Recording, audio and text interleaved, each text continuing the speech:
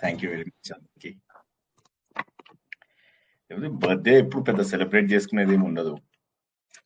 So celebrate sir మీరు స్వాధ్యాయ foundation celebrate చేశారు కదా, అదే పెద్ద సెలబ్రేషన్. మరి చాలా సంతోషమైంది సార్ వీడియో చూస్తే. చాలా సంతోషం. థ్యాంక్స్ అండి. హ్యాపీగా ఫీల్ అయినాం. కాదు, శ్రీనివాస్ గారు వివిధ వివిధ రూపాలు చూసాం. అంటే 20 years back, 15 whatever 18 years back photographs. Okay, so different obviously. వివిధ రూపాలు కాదు, లక్షణాలు. లక్షణాలని ఎలా అంటాను మేడం? మేడం నేను అనలేదు లక్షణాలని, రూపాలని అనగాలి ఆ ఫోటోలు చూసి. ఫోటోస్ లో రూపాలే కదా ఉండేవి. అదే అందుకే. ఎందులో పెట్టారండి మీ ఫోటోస్? అది పంపించారు కదా వీడియో, స్వాధ్యాయ ఫౌండేషన్ ది. అందులో గురువు గారు అన్ని ఫోటోగ్రాఫ్స్ ఉన్నాయి కదమ్మా. చూడలేదండి, ఎందులో వచ్చింది? అన్ని గ్రూప్స్ లో పెట్టారు సార్ పాపం. ఓకే అండి, చూస్తాను. ప్రారంభించుకుందాం. అంతరాయ తిమిరోపశాంతయే శాంత పావనమచించ వైభవం తం నరం వపుషి కుంజరం ముఖే మన్మహే కిమపి తుందిలం మహః వసుదేవసుతం దేవం కంసచాణూరమర్ధనం దేవకీ పరమానందం కృష్ణో వందే జగద్గురుం. శ్రీకృష్ణో వందే జగద్గురుం. భగవద్బంధువులకు, ఆత్మస్వరూపులకు, సత్యాన్వేషులకు స్వాగతం, సుస్వాగతం. ఆత్మబోధలో అర్థం కాకపోయినప్పటికీ కూడా అర్థం అవుతున్నట్టుగా అనిపిస్తూ ఉంటుంది. అయితే అది పట్టుకోవడం కష్టము, పట్టుకున్న తర్వాత వదలలేం. కాబట్టి ఆత్మబోధ అనేటటువంటిది ముందు తెలుసుకోవాలి. మనందరికీ తెలుసు, ప్రతి ఒక్కరూ కూడా ఆత్మస్వరూపులే అన్నటువంటి విషయం మనందరికీ తెలుసు. ఆత్మస్వరూపం అనేటంటే ఏంటి అంటే, నా ఒరిజినల్ స్వరూపము, నేను ఎవరినైతే ఉన్నానో అది నేను. అంటే నేను ఈ శరీరాన్ని కాదు, నేను ఈ మనస్సును కాదు, నేను ఈ బుద్ధిని కాదు, నేను ఇదేది కాదు కాదు కాదు కాదు అని అన్నింటినీ కనుక తీసేస్తూ పోతే మిగిలేది ఆత్మస్వరూపము. అంటే ఈ ప్రపంచంలో నాకు కనిపిస్తున్నవన్నీ కూడా అబద్ధాలు అని చెప్పేసి, అబద్ధాలు కానివన్నీ తీసేసి పక్కన పెట్టేసేసి నిజం. ఇప్పుడు మీరు అతను ఎలా ఉంటాడు, నాగార్జున లాగా ఉంటాడా? ఆహా ఉండడు. చిరంజీవి లాగా ఉంటాడా? ఆహా ఉండడు. పోనీ హాలీవుడ్ హీరో లాగా ఉంటాడా? ఉండడు. ఇలా రకరకాల ఉదాహరణలు చెప్తే వీళ్ళందరూ కాకున్నప్పుడు ఎలా ఉంటాడో అలా ఉంటాడు అని ఎలా అయితే చెప్తామో, అప్పుడప్పుడు మనము కొన్ని ఉదాహరణల ద్వారా చెప్పవలసి వస్తుంది. అదేవిధంగా ఆత్మస్వరూపం అనే దానికి కూడా అలా ఉదాహరణల ద్వారా చెప్తూనే ఉండాల్సిందే, తప్పదు. ఇది కాదు, ఇది కాదు, ఇది కాదు అంటూ ఉండాలి. ఎందుకంటే ఏది అనేది చెప్పలేవు, ఎందుకంటే దాన్ని ఎవరు చూసిన వాళ్ళు లేరు. అనుభవపూర్వకంగా తెలుసుకున్న వాళ్ళు ఉన్నారు, కానీ ఆత్మను చూసిన వాళ్ళు లేరు. ఇప్పుడు ముక్కు, కన్ను, నోరు, చెవులు ఇవన్నీ అందరికీ తెలుసు. మనస్సు, భావాలు ఇవన్నీ కూడా అందరికీ తెలుసు. మనస్సు అంటే ఏంటి, బాధ అంటే ఏంటి, సంతోషం అంటే ఏంటి, దుఃఖం అంటే ఏంటి, అసూయ అంటే ఏంటి, కామం ఏంటి, క్రోధం ఏంటి, లోభం ఏంటి, మోహం ఏంటి, ఇవన్నీ మనకు కంటికి కనిపిస్తాయా? కనిపించవు కదా. కామం, క్రోధం, లోభం ఇవన్నీ కనిపిస్తాయండి? కంటికి కనిపిస్తాయా? చెవులకు వినిపిస్తాయా? హలో, లేదు సార్, ఫీల్ అవుతాం. Only it can be felt. కాబట్టి వాటికి అట్లీస్ట్ మనము తెలుసుకోగలుగుతాం. అంటే ఒక స్టేజ్ తర్వాత అనుభవపూర్వకంగా తెలుసుకోగలుగుతాం. అయితే ఈ సామాన్య గుణములు ఏవైతే ఉన్నాయో ఇవి కొన్నేమో మనము కళ్ళ ద్వారా, వీటి ద్వారా తెలుసుకుంటాం, పంచేంద్రియాల ద్వారా తెలుసుకుంటాం. కానీ కొన్నేమో మనసు ద్వారా అర్థం చేసుకుంటాం. ఇప్పుడు చిన్న పిల్లాడికి బేబీగా పుట్టాడు, వాడికి అన్ని తెలుసు. ముక్కు పనిచేస్తుంది, నోరు పనిచేస్తుంది, చెవులు పనిచేస్తాయి, అన్ని వాడికి 5 ఏళ్ల వాడికి నువ్వు అసూయపడుతున్నావా అంటే వాడికి అర్థమవుతుందా? అర్థమవదు. అసూయ అనేది వాడికి ఎప్పుడు అర్థమవుతుంది? కొన్నాళ్ళ తర్వాత 10 ఏళ్ళు వచ్చాక అర్థమవుతుంది, దీన్ని అసూయ అంటారు అని చెప్పేసి. సో అంటే కొంత పరిణతి వస్తే గానీ ఈ అసూయ, కామము, క్రోధము, లోభము, మోహము ఇవన్నీ మనలో ఉన్నవే, అవేవి లేకపోవడం ఉండదు. నా పాయింట్ అర్థమవుతుందా? ఇప్పుడు అవి చిన్నప్పుడే ఉన్నాయి. 5 ఏళ్లలో కూడా వాడు ఏం చేస్తాడు, తల్లిదండ్రుల దగ్గరికి తన చెల్లెలు వెళ్తుంటే ఆపుతాడు. చెల్లెలు ఏం చేస్తుంది, అన్న తల్లిదండ్రుల దగ్గరికి వెళ్తే ఆపుతుంది. అంటే దాన్ని అసూయ అని మనకు తెలుసు. వాళ్ళ దగ్గరికి వచ్చి నాన్న దీన్ని అసూయ అంటారు, ఇలా చేయకు అంటే వాళ్ళకి అర్థమవుతుందా? హలో, అర్థం అవ్వదండి. లేదు సార్. అంటే మనలో ఉన్న గుణమే అది మరి కదా, మనలో ఉన్న గుణమే కదా. అదే విధంగా మన తల్లిదండ్రుల దగ్గర ఎవరైనా గట్టిగా మాట్లాడుతూ వాళ్ళతో టైం స్పెండ్ చేస్తుంటే చిన్నపిల్లలు ఊరుకోరు. మాకెందుకు నువ్వు అటెన్షన్ ఇవ్వవు అని చెప్పి అంటారు. అప్పుడు మనం వచ్చి దీన్ని అటెన్షన్ డెఫిషియన్సీ సిండ్రోమ్ అంటారు అని చెప్పి ఎక్స్ప్లెయిన్ చేస్తే వాళ్ళకి అర్థమవుతుందా? సో కాదండి. తెలిసిన వాటి గురించి చెప్తే మాత్రమే అర్థమవుతుంది, లేదా అనుభవం వచ్చినప్పుడు మాత్రమే ఆ విషయం అర్థమవుతుంది. ఇంత దాకా అర్థమైందా? అర్థం కాని వాళ్ళు ఎవరైనా ఉన్నారా? హలో, అర్థమైంది. అంటే కొంత పరిణతి రావాలి అన్న విషయం అర్థమైంది కదా అందరికి. కొంత పరిణతి ఖచ్చితంగా రావాలి. ఏ విషయమైనా అర్థం కావాలి అంటే కొంత పరిణతి రావాలి. అయితే మనలోనే ఉన్నటువంటి లక్షణాలు తెలుసుకోవడానికి మనకు పరిణతి వస్తే సరిపోతుంది. అదే విధంగా మనం కళ్ళు, ముక్కు, నోరు, చెవులు వీటి ద్వారా తెలుసుకునేవి ఏవైతే ఉన్నాయో, స్పర్శ, వీటన్నిటి ద్వారా అవి కూడా మనకు తెలుస్తున్నాయి. వీటన్నిటి ద్వారా తెలియకుండా ఉండేటటువంటి ఒకటి ఉంది, దానిని ఎలా తెలుసుకుందాం? అది ఆత్మస్వరూపం. సింపుల్ గా ఆన్సర్ అందరికీ చెప్పేస్తున్నాను ముందే. మనం ఆత్మస్వరూపులము, మనం శాశ్వతం. బస్ ఇంతవరకు మనకు ముందు ఆన్సర్. ఇప్పుడు మనం ఆ ఆన్సర్ ని ఎలా తెప్పిస్తాము అనేటటువంటిది మనకి ఇంపార్టెంట్. ఓకే, ఎవరికైనా అర్థం కాకపోతే అడగండి. ఇప్పుడు నేను అన్న స్టేట్మెంట్ మనమంతా ఎవరివి? హలో, చెప్తాం సార్. ఆత్మస్వరూపము. మన అల్టిమేట్ ఏంటంటే ఆత్మస్వరూపులం అని చెప్పి అనుభవపూర్వకంగా, ఆలోచన పూర్వకంగా, అంటే ముందు డైరెక్ట్ గా రాదు కాబట్టి కొంత ఆలోచన చేయాలి. ఆలోచన చేయగా చేయగా ఏమవుతుందంటే అది మనకు అనుభవంలోకి వస్తుంది. వచ్చి కరెక్టే కదా, నేను ఆత్మస్వరూపుడనే కదా అని తెలుసుకుంటాం. అది తెలుసుకోవడం కోసం అని చెప్పేసి ఈ నిర్వాణ షట్కం గాని, నిర్వాణ దశకం గాని, ఇప్పుడు ఇది ఏకశ్లోకి గాని, ఉపదేశ సహస్రి గాని, సాధనా పంచకం గాని, మనీషా పంచకం గాని, ఏదైనా తీసుకోండి, ఇవన్నీ కూడా ఏంటంటే ఆత్మ జ్ఞానం మాత్రమే తెలుసుకోవాలి నువ్వు అల్టిమేట్లీ. అంటే ముందర ప్రారంభ దశలో పిల్లవాడు ఎలా నేర్చుకుంటాడు చెప్పండి? ముందు వాడు నడక నేర్చుకుంటాడు, తర్వాత మెల్లమెల్లగా తినడము అవి ఇవి నడక, తర్వాత మెల్లమెల్లగా మాటలు నేర్చుకుంటాడు, తర్వాత స్కూల్కి వెళ్తాడు, చదువుకుంటాడు. ఇలా క్రమ పద్ధతి లోపల ఎదుగుతూ ఎదుగుతూ ఎదుగుతూ ఎదుగుతూ వాడు ఏం చేస్తాడు? ఈ ఉన్నవన్నీ వదిలేస్తాడు. ఇవన్నీ పెద్ద ఇంపార్టెంట్ కాదు. ఒకసారి ఎదిగిన తర్వాత మంచిగా అప్పుడు పిహెచ్డి చేస్తాడు, గొప్పవాడై అన్ని కొత్త విషయాలన్నీ కూడా కనిపెడుతూ ఉంటాడు. అంటే పరిణతి వస్తే తప్ప కొత్త విషయాలు తెలిసే అవకాశం లేదు. అయితే పరిణతి తెలుసుకోకుండా ఏమవుతుంది? మనకు అలవాటైపోయినటువంటి పూజలు, పునస్కారాలు, వ్రతాలు ఇవన్నీ తప్ప అస్సలు తప్పు కాదు. విగ్రహారాధన తప్ప అస్సలు తప్పు కాదు. మరి ఏంటి ప్రాబ్లము అంటే కేవలం భగవంతుడిని నాకు దూరంగా ఉన్నాడు, నేను భగవంతుడికి దూరము అని చెప్పేసి అనుకోవడమే తప్పు. ఇక్కడ తప్పేంటంటే భగవంతుడు ఎక్కడో టెంపుల్లో ఉంటాడు, నా ఇంట్లో లేడు, నాతో లేడు, నాతో మాట్లాడుతున్న వాళ్ళలో లేడు, నాకు ఎదురుగా లేడు, ఎక్కడా లేడు అని అనుకుంటున్నాం. దానికి కారణం ఏంటి? ఫలానా చోటుకి వెళ్తేనే నీకు పుణ్యం వస్తుంది. మాకు తెలిసిన వాళ్ళు ఉన్నారు, వాళ్ళు ఏమంటారంటే వాళ్ళ ఇంట్లో పూజ జరుగుతుందో మనం వెళ్దాం అంటారు. అంటే మా ఫ్రెండ్ అంటాడు ఎందుకు అంటాడు. అంటే మీరు చెప్పండి ఎందుకు అంటే ఆవిడ ఏం జవాబు చెప్తుంది? ఫలానా వాళ్ళ ఇంటికి వెళ్దాము, వాళ్ళ ఇంట్లో ఏదో పూజ జరుగుతుంది అంటారు. పుణ్యం వస్తుంది అంటారు అంతే. పుణ్యం వస్తుంది అంటారు. పుణ్యం అనేది ఇంకా పెద్ద వర్డ్. పుణ్యం కాకుండా ఇంకా సింపుల్ గా అంటారు, చాలా మంచిది అండి అంటారు. చాలా మంచిది అంటారు. మంచిదంటే ఏంటి? ఒక్కసారి ఎవరైనా జవాబు చెప్పగలరా అండి? మంచిది అంటే ఏంటి? మంచి జరిగేది మంచి సార్.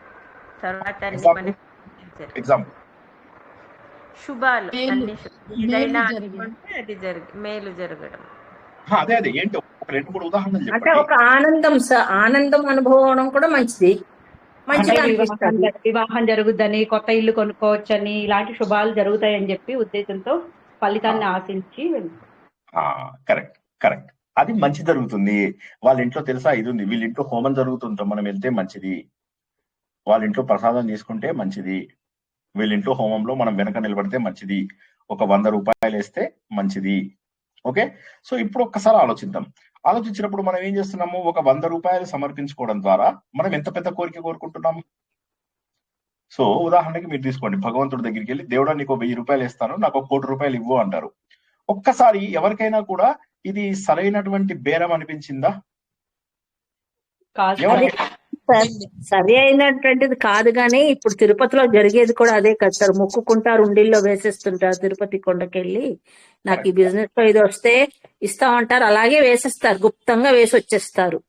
కరెక్ట్. కానీ ఎంతవరకు అసలు నేననేది ఏంటంటే బేరం ఎంతవరకు కరెక్ట్? ఇప్పుడు నేనేమంటానంటే దేవుడా నువ్వు నాకు 90 కోటి రూపాయలు కాదు సార్, అది బిజినెస్ డీల్ కింద అవుతుంది. కానీ బిజినెస్ కాదు కదా, ఆ ఉద్దేశం బిజినెస్ లాగా అయిపోయింది అది కూడా. నాకు ఇది ఇస్తే నీకు అది ఇస్తాను అన్నట్టు. అంటే బిజినెస్ అయినా పర్వాలేదు. నేనేమంటానంటే బిజినెస్ అయినా కూడా పర్వాలేదు. కానీ ఎలాంటి బిజినెస్ అండి ఇది? నువ్వు నాకు నేను నీకు 1000 రూపాయలు సమర్పించుకుంటాను, నువ్వు నాకు 100 కోట్లు ఇవ్వు అంటే ఎంతవరకు కరెక్ట్? లేదు. టోటలీ మరి commercial sir, too much totally commercial. కనీసం భక్తి కూడా కాదు, టోటలీ కమర్షియల్ అది డీల్. Two Correct. మచ్ సౌజన్య అది. సౌజన్య అది గారు టూ చెప్పండి. మచ్ ఎక్స్పెక్టేషన్స్ తో చేయొద్దలా. ఏదో కొంచెం మన పరిధిలో ఉన్నంత వరకు అవి ప్రాథమిక దశలో జరుగుతూనే ఉంటాయి సార్ అవి. అంటే ప్రాథమిక దశలోనే జరుగుతున్నాయి అంటారా, ఎక్కువ జరుగుతున్నాయి అంటారా? ఇవి జరుగుతుండడం వల్ల ఏమవుతుందంటే మనకు మంచి జరుగుతుంది అనుకుంటాం. అనుకుని ఏం చేస్తాము, సమాజం లోపల మనం రకరకాల బంధములను ఏర్పరచుకుంటాం. అయితే అద్వైతం ఏం చెప్తుందంటే మనకు బంధములను ఏర్పరచుకోవద్దు అంటుంది. ఎందుకు ఏర్పరచుకోవద్దు అంటే, ప్లీజ్ కొద్దిగా జాగ్రత్తగా వినండి, అందరూ కొద్దిగా నన్ను గట్టిగా పట్టుకోండి. బంధములని ఏర్పరచుకోకూడదు అంటుంది. ఎందుకో చూద్దాం. స్వప్నంలో వచ్చినవి ఎంతవరకు సత్యమని అనుకుంటాం మనం? స్వప్నంలో మనకు వచ్చినవి ఎంతవరకు సత్యం అని అనుకుంటారు ఇందులో ఉన్న వాళ్ళలో? నాకు మొన్న కలబడింది, నాకు తెలుసు ఇది నాకు మొన్నే కలబడింది అని అంటారు కొంతమంది. కొంతమంది అంటారు నాకు అన్ని కళలో తెలిసిపోతాయి అని చెప్పేసి అంటారు, నాకు అన్ని దేవుడు అలా కళలో ఇస్తాడు అంటారు. ఎంతవరకు కరెక్ట్ అంటారు? మన ఊహలే కళల్లో చెప్పలేం సార్, ఎంతవరకు కరెక్ట్ అవుతాయో చెప్పలేం సార్. అది కరెక్ట్. మాధవి గారు? అవ్వచ్చు, అవ్వకపోవచ్చు. మన మాధవి. ఊహ మన ఆలోచనలే కళల్లాగా వస్తాయి సార్. Correct correct. ఎవరైనా? మనం పగలంతా చేసేవే రాత్రి కాలంలోకి వస్తుంటాయి సార్. కరెక్ట్. సార్ ఎలా అంటే కానీ కొన్ని నిజము. కళలు అంటే మనం ఏదైతే ఉంటాయి ఈ సార్. అది నేచర్ లోకి మనం ఏ థాట్స్ అయితే నేచర్ లోకి వదులుతామో అవే మనలోకి నిండుతాయి. అప్పుడు ఆ రూపంలోని అదే పనిగా వస్తాయి అన్నమాట. అవే రికార్డ్ అయ్యి అవే ప్రత్యక్షం అవుతాయి, whether it is in sleep or even when we are awake also. Okay. ఒక్కొక్కసారి మనకు సంబంధం లేని కళలు కూడా వస్తాయి సార్. అది మన ఊహలో కూడా ఉండదు. అంటే అవును సార్, సంబంధం లేని కూడా వస్తుంటాయి. అవి పూర్వ జన్మలకు సంబంధించి అయి ఉండవచ్చు అని ఒకసారి మీరు అయి ఉండవచ్చు. చెప్పింది. ఒక్కొక్కసారి మనసు గందరగోళమైనటువంటి పరిస్థితిలో ఉన్నప్పుడు కూడా వస్తాయి. గందరగోళమైనటువంటి కళలు కూడా వస్తూ ఉంటాయి, ఏమి సంబంధం లేనటువంటి కూడా వస్తాయి. అయితే ఇప్పుడు ఇక్కడ ఉన్న వాళ్ళలో ఎవరైనా సరే ఒక్కరైనా కళ శాశ్వతము అని చెప్పి ఎవరైనా చెప్పగలరా? లేదు సార్, శాశ్వతం కాదు సార్. మాట్లాడని వాళ్ళు ఎవరైనా ఒక్కసారి మాట్లాడండి. అందరూ కామ్ గా ఉండిపోతున్నారు, ఈ నలుగురే జవాబు చెప్తున్నారని మిగతా వాళ్ళందరూ కూడా మాదేముందిలే అని అదొక సామెత ఉందన్నమాట. ఓ ఇద్దరు శాశ్వతం కాదు సార్, కళ శాశ్వతం కాదు. కళ శాశ్వతం కాదు సార్. కళ శాశ్వతం కాదని అందరూ ఒప్పుకుంటారు, కళ నిజం కాదు అని ఒప్పుకుంటారు కదా. ఓకే. ఇప్పుడు మనము అంటే మీరు మనకు 3 రకాల అవస్థలు ఉన్నాయని అందరికీ తెలుసు. ఒకటి జాగ్రత్త అవస్థ, ఒకటి స్వప్నావస్థ, ఒకటి సుషుప్తావస్థ. ఇప్పుడు ఇందులో కళ అనేటటువంటిది శాశ్వతం కాదు అంటే స్వప్నావస్థ శాశ్వతం కాదని అందరూ ఒప్పుకుంటున్నట్టే కదా, ఎవరికి ఏమి డౌట్ లేదు కదా? ఒప్పుకుంటున్నాం సార్, ఒప్పుకుంటున్నాం సార్. ఓకే. సో ఇప్పుడు నెక్స్ట్ సుషుప్తావస్థ అంటే డీప్ స్లీప్. డీప్ స్లీప్ లోపల మీకు మీ పిల్లలు జ్ఞాపకం వస్తున్నారా? డీప్ స్లీప్ అంటే మీకు కళలు కూడా రానటువంటి పరిస్థితి, శరీరం అలా పడేశారు. ఎక్కడ పడుకున్నా ఇప్పుడు మాట్లాడని వాళ్ళు మాత్రమే మాట్లాడండి. ఇప్పటి వరకు మాట్లాడని వాళ్ళు మాత్రం మాట్లాడండి, లేకపోతే మీకు అర్థం కాదు లైఫ్ లోపల. నేను చాలా సులభంగా చెప్పడానికి చాలా తపన పడుతున్నాను, కష్టపడుతున్నాను. ఎందుకంటే ఇవాళ కొద్దిగా కష్టమైన పాఠము. మాట్లాడని వాళ్ళు మాట్లాడండి, సిగ్గుపడకుండా మాట్లాడండి. ఓకే. ఎవరు గుర్తుకు రారండి, ఎవరు గుర్తుకు రారు. మనము కోట్ల కొద్ది డబ్బు సంపాదించాము, చాలా మెత్తటి పరుపు. ఎంత మెత్తటి పరుపు అంటే 100 ఇంచెస్ మెత్తటి పరుపు అన్నమాట. ఈ డాబా ఎత్తు ఉంటుంది, అంత పైన పడుకుంటే ఇలా మెత్తగా శరీరం దూది పింజలాగా తేలుతూ ఉంటుంది. ఓకే. అదే పక్కన ఎవడో నాలాంటి వాడు నేల మీద పడుకుంటాడు, రోడ్డు మీద. ఓకే. మా ఇద్దరిలో నిద్రలో ఏం తేడా ఉందని చెప్పగలరు ఎవరైనా? మాట్లాడని వాళ్ళు మాట్లాడండి. తేడా లేదు సార్. అన్నమాచార్య కీర్తనలో చెప్తాడు కదా సార్, అన్నమాచార్య చెప్తాడు కదా, మాధవి గారు చెప్పండి. నిద్ర ఎవరికైనా ఒకటే కదండి. ఎంత పరుపులో పడుకున్నా, కటిక నేల మీద పడుకున్నా, మనము నిద్రించే గాఢ నిద్రను బట్టి అది ఎవరికైనా ఒకటే అని నా ఉద్దేశం అండి. నిద్ర అనేది మీ ఉద్దేశం 100% కరెక్ట్, అది 100% కరెక్ట్. ఇప్పుడు ఆవిడ చెప్పినట్టుగా అందరి నిద్ర కరెక్టే. సో అటువంటప్పుడు నేనెవరు, పక్కవాడెవరు? నేనెవరు, ఎక్కడ పడుకున్నాను? నేనెవరు, స్థలం ఎవరు? నేనెవరు, స్థలం ఏది? నేనెవరు, నా పిల్లలు ఎవరు? నేనెవరు, నా బంధువులు ఎవరు? నేనెవరు, నాకెవరన్నా ఉన్నారా? సో ఈ సమయంలో మనకి ఏ బంధాలు ఉన్నాయి, ఏం బంధాలు ఉన్నాయో ఎవరైనా చెప్పండి, మాట్లాడని వాళ్ళు. తెలీదండి, ఏ బంధం ఉంది కూడా తెలియదు. గుర్తుకు రాదు సార్. అప్పుడు ఏం గుర్తుకు రాదు, ఏమి ఉండదు సార్ ఆ టైంలో. ఏది? సో ఇప్పుడు మీరు 3 అవస్థల లోపల 2 అవస్థల్ని తీసేశారు. ఒకటేమో నిద్రావస్థ లోపల మీకు ఏమైనా బంధాలు లేవు అని చెప్పేస్తున్నారు. నిద్రా అవస్థలో ఏ విధమైనటువంటి బంధాలు లేవు అని చెప్పేసి తెలుసుకున్నారు. ఓకే, స్వప్నావస్థలో కూడా మీకు వచ్చినవన్నిటి మీకేమీ సంబంధం లేదు అని చెప్పేసి తెలుసుకున్నారు. కరెక్టే కదా? స్వప్నావస్థలో మీకేమీ సంబంధం లేదు, అందులో జరుగుతున్న సంఘటనలకు ఏమీ సంబంధం లేదు అని తెలుసుకున్నారు. నిద్రావస్థ లోపల ప్రపంచంలో ఉన్నటువంటి వాటన్నిటికీ కూడా సంబంధం లేదు అన్న విషయాన్ని మనం తెలుసుకున్నాం. అంతే కదా? నిద్రావస్థలో ఎవరు ఏం చేస్తాడో మనకేం సంబంధం లేదు. అది మనము నిజం జరిగినా మనకు నిజం తెలియదు. నిజం అంటే ఏంటి అంటే నిద్రలో ఉంటాం, మనకు అసలు ఏం తెలియదు. ఇక మూడవది జాగృత అవస్థ. జాగృత అవస్థ లోపల ఇప్పుడు నేను మీతో మాట్లాడుతున్నాను, ఇది సత్యమేనా? సత్యం అంటే మారేది సత్యం కాదు కదా సార్, ఇది మారుతుంది. తర్వాత మళ్ళీ మీరు మాట్లాడారు కదా ఈ ప్రసంగం అయిపోయాక, మారుతూ ఉంటది కదా. మాట్లాడుతున్నంతసేపు మాట్లాడుతూ ఉన్నంతసేపు వ్యవహారం జరుగుతూ ఉంది సార్, వ్యవహారం జరుగుతూ ఉంది మాట్లాడుతున్నంతసేపు. కంటికి కనపడటానికి సత్యం లాగే కనిపిస్తుంది సార్, ఇది కనిపిస్తుంది మనకు. వేదాంతంలో ఏం చెప్తా అయితే ఇప్పుడు అలాగే ఇక్కడ వెనకాల కృష్ణుడు కనిపిస్తున్నాడా? నేను ఇలా చేయి లేపడం కనిపిస్తుందా? 2 చేతులు అరెస్ట్ మీ కనపడుతుంది సార్. ఓకే, ఇప్పుడు చెప్పండి, నేను ఏం చేశాను?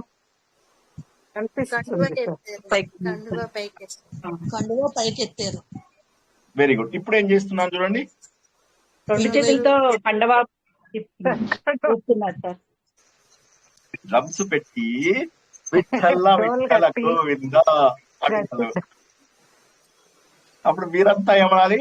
మీరేం చేయక్కర్లేదు, ఊరికే కళ్ళు మూసుకొని గోవింద గోవింద అనాలి. అప్పుడు ఏమొస్తుంది మీ అందరికి?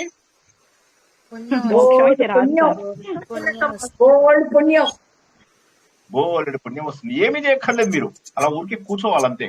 కూర్చొని ఏం చేయాలి? మీరు గోవింద గోవింద అంటారు. దేవుళ్ళ పాటలు చదువుతుంటారు. నువ్వు లేనిదే నేను బతకలేను దేవుడా అయ్యప్ప అయ్యప్ప, నువ్వు లేనిదే నేను ఉండను దేవుడా అంటారు. నువ్వు లేనిదే నేను లేను దేవుడా అంటారు. ఓకే, కరెక్ట్ అన్నమాట. ఆ పాట రాసిన వాడు చాలా సత్యంగా రాశాడు.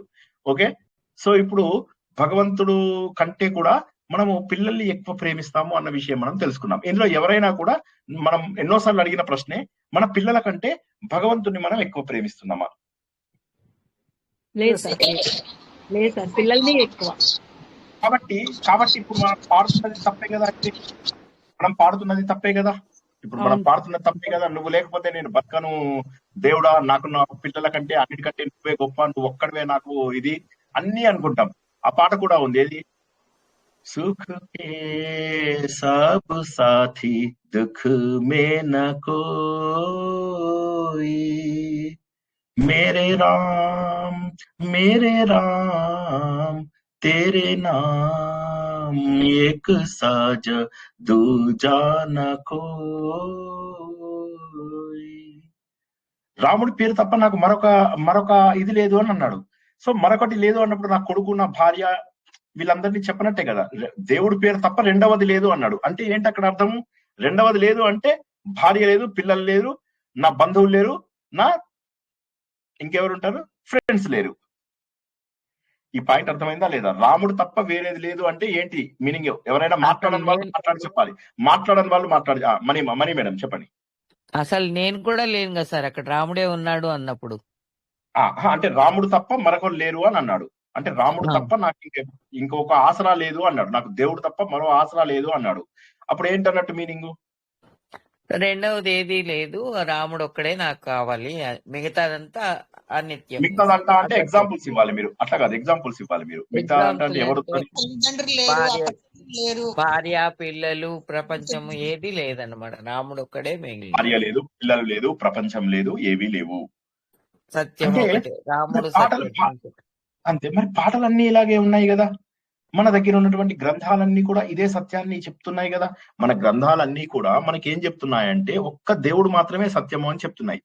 ఈ లోపల దేవుణ్ణి నమ్మని వాళ్ళు ఎంతమంది ఉన్నారండి? ఒక్కసారి ఏమనుకోకుండా చేతులు లేపండి. దేవుణ్ణి నమ్మని వాళ్ళు సిగ్గుపడ కనపడదు కానీ మేము నమ్మినాం సార్. నమ్మకం దగ్గరికి రాము, మీ మాట వినం సార్. అంతా నమ్మేవాళ్ళు ఈ గ్రూప్ లో ఉన్న వాళ్ళంతా. సార్ నమ్మే వాళ్ళే మీ క్లాస్ కి అటెండ్ అవుతారు సార్, నమ్మే వాళ్ళే అటెండ్ అవుతారు, నమ్మే వాళ్ళే ఇక్కడ దాకా వస్తారు, మీ మాటలు వింటారు. కానీ ఒక్క విషయం ఆలోచించండి, నమ్మినప్పుడు మరి మన ఎక్కడికి నుంచో కూడా వింటారు క్లాస్. ఇప్పుడు ప్రస్తుతం నేను అయితే ఎక్కడో ఉన్నాను సార్, ఎక్కడెక్కడి నుంచో కూడా వింటున్నాం. Thank you. అయితే ఇప్పుడు మనం ఇక్కడ ఒక గుర్తించాల్సినటువంటి విషయం, చాలా అద్భుతమైన జ్ఞానం ఇవాళ తెలుసుకోబోతున్నారు. నేను చాలా సులభంగా చెప్పడానికి మిమ్మల్ని ఆ లూప్ లైన్ లో పెట్టడానికి ట్రై చేస్తున్నాను. ఇప్పుడు మీకు ఏంటంటే మెయిన్ లైన్ వెళ్ళిపోయింది, మెయిన్ లైన్ చాలా కష్టంగా ఉంది, చాలా స్పీడ్ గా వెళ్ళిపోతుంది మెయిన్ లైన్. పక్కన లూప్ లైన్ లో పెట్టి ఇక్కడ నుంచి తీసుకెళ్దామని బైపాస్ రోడ్ లో ట్రై చేస్తున్నాను. అంటే ఏంటి, దేవుడు తప్ప మరొకటి లేదు అని చెప్పి మన మామూలు పాటలు, అంటే పామరులు పాడుకునే పాటలు, సామాన్యులు పాడుకునే పాటలలో కూడా దేవుడు తప్ప మరొకటి లేదు అన్న విషయం తెలుస్తుంది.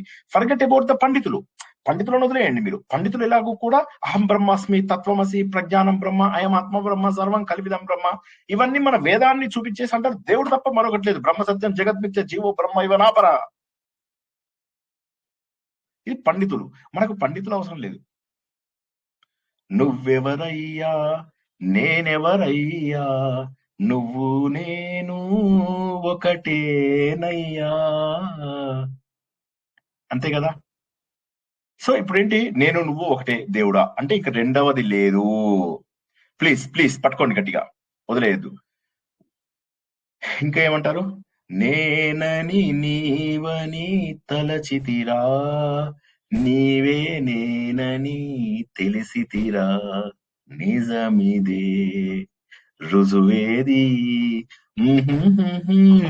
అంటే ఏంటి ఇక్కడ, నువ్వు నేను ఒకటే. ఇన్ని రోజుల పాటు నేను వేరు దేవుడు వేరు అన్న మాట అనుకున్నాను, కానీ ఇప్పుడు నేనే దేవుణ్ణి అన్న విషయం సత్యం తెలిసింది అని ఒక ప్రేమకు సంబంధం. ప్రేమ దేవుడు వేరు వేరు కాదు కాబట్టి ప్రేమ గీతాలన్నీ కూడా దేవుడికి అప్లికేబుల్ అవుతాయి. అంటే ఈ రోజుల్లో వచ్చే ప్రేమ గీతాలని పెట్టకండి మీరు, పెడితే కూడా అప్లికేబుల్ అవ్వచ్చు, కానీ చాలా చండాలంగా దేవుణ్ణి కంపేర్ చేసినట్టు ఉంటుంది. పాతకాలంలో పెట్టుకుంటే సరిపోతుంది. అంటే ఏమర్థమవుతుంది అంటే, అంటే దేవుడు తప్ప రెండవది లేదు, మరి నేనేం చెయ్యాలి? మళ్ళా ఇక్కడ దాకా అర్థమైందా? ఎవరికైనా అర్థం కాలేదా? దేవుడు తప్ప రెండవది లేదు అన్న పాయింట్ అందరికీ అర్థమైందా లేదా? ప్రతి పాటలో అంటే పండితులు ఎలాగో చెప్పారు, మనం పండితులం కాదు, మనము పండితులం కాదు. We are trying to understand it at the very lowest possible level. మనం ఏంటి, బేసిక్ లెవెల్ నుంచి ప్రయత్నం చేద్దాం అర్థం చేసుకోవడానికి. ఏమని చెప్తున్నాం మనము, భగవంతుడు అనేవాడు తప్ప వేరేది లేదు అని పండితులు చెప్తున్నారు. నాకు తెలియదు, నాకు సంస్కృతం రాదు, నాకు వేదాలు చదువుకోలేదు, వేదాంగాలు చదువుకోలేదు, ఏమి చదువుకోలేదు, నేను పురాణాలు చదవలేదు. పురాణాలు చదివినా కూడా నాకు కథలు, నాకు తెలిసిందల్లా ఏంటంటే ఎవడో ఒకడు ప్రవచనం ఇస్తాడు, ఓ టెంపుల్కి వెళ్ళమంటాడు, పెళ్లి అవుతుంది అంటాడు, ఇంకో టెంపుల్కి వెళ్ళమంటాడు, రెండో పెళ్లి అవుతుంది అంటాడు. అవన్నీ చేస్తున్నాను నేను. ఇంకొకటి ఏమంటాడు, వాడింట్లో పూజ జరుగుతుంది వెళ్తే మంచిది, వీడింట్లో హోమం జరుగుతుంటే వెళ్తే మంచిది ఏమిటో నాకు అర్థం కాదు. నేను ఒక పామరుడని. మరి పామరుడు ఎలా అర్థం చేసుకుంటాడు పాటల ద్వారా? మరి నేనేం చెయ్యాలి అంటే ఆలోచించండి ఒక్కసారి. విఠల విఠల పాండురంగ విఠల, జై పాండురంగ విఠల, సర్వం మరచి నీ స్మరణము చేయ. అంటే ఏంటి, సర్వం మరచి అయిపోయిందా? సర్వం అంటే ఏంటి? ఇప్పుడు మాట్లాడని వాళ్ళు ఎవరన్నా మాట్లాడిన వాళ్ళు దయచేసి మాట్లాడద్దు, మ్యూట్ లో పెట్టుకొని. మాట్లాడని వాళ్ళు మాట్లాడండి. సర్వం మరిచి అంటే ఏంటి? సర్వం భగవంతుడే సార్, మొత్తం వ్యాపించి ఉంటాడు కాబట్టి. కరెక్ట్. సర్వం మరిచి అంతటా కూడా భగవంతుడే. కరెక్ట్. కానీ సర్వం మరిచి అంటే ఏంటి మీనింగ్? అన్ని మర్చిపోయి అన్నాడా? అన్ని అంటే ఏంటి? కుటుంబాన్ని, ప్రపంచాన్ని అంతా మర్చిపోయి, మన దేహాన్ని మర్చిపోయి ఆత్మస్వరూపంలో ఉండడమే సర్వం.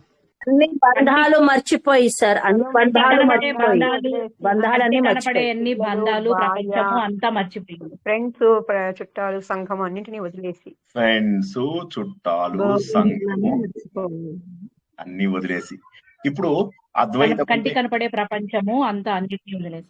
కరెక్ట్. ఇప్పుడు మనం ఇందాకటి ఎగ్జాంపుల్ లోకి వెళ్ళిపోదాం. 3 ఎగ్జాంపుల్స్. మొదటిది స్వప్నావస్థ దొంగది సార్, అదంతా అబద్ధము అన్నారు.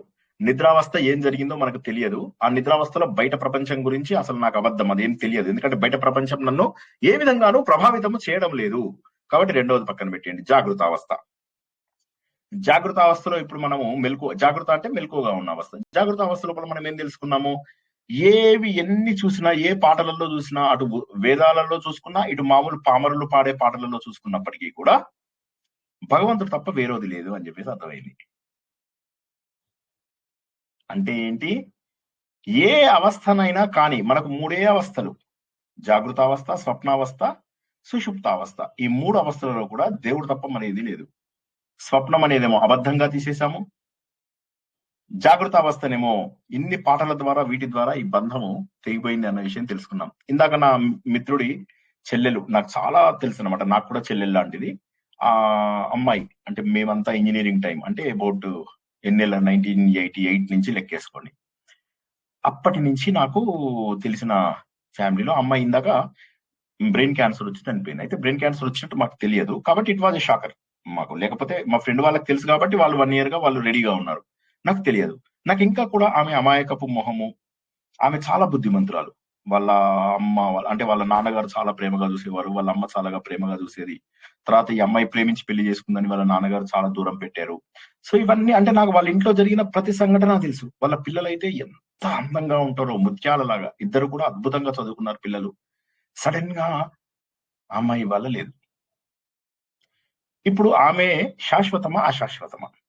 ఇప్పుడు ఆమెకు సంబంధించినటువంటి మెమోరీస్ మాత్రమే మిగిలిపోయాయి, కానీ శరీరం లేదు, ఆమె మనసు లేదు. ఇప్పుడు ఆమె ఎక్కడ పుడుతుందో తెలియదు, ఎవరింట్లో ఉంటుందో తెలియదు, ఎక్కడ ఏ జన్మ ఎత్తుతుందో ఏమీ తెలియదు.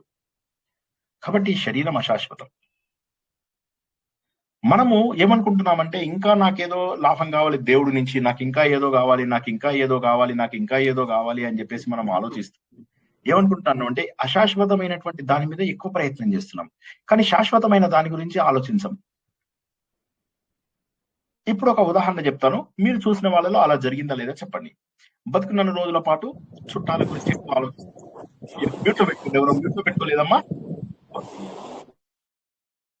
అమ్మ డిస్టర్బెన్స్ వస్తుంది, ఎవరైనా మ్యూట్ లో పెట్టుకోండి అమ్మా. మళ్ళీ ఎవరు విజయ గారు ఎవరో మ్యూట్ తీస్తున్నారు, ఆన్ చేస్తున్నారు. దయచేసి మ్యూట్ తీయకండి. ఎవరు విజయ బట్ట మీరు మ్యూట్ చేసేయండి సార్, మీరు మ్యూట్ చేసేయండి. అదే చూస్తున్నాను, ఎక్కడ నాకు పేరు కనిపించడం లేదు.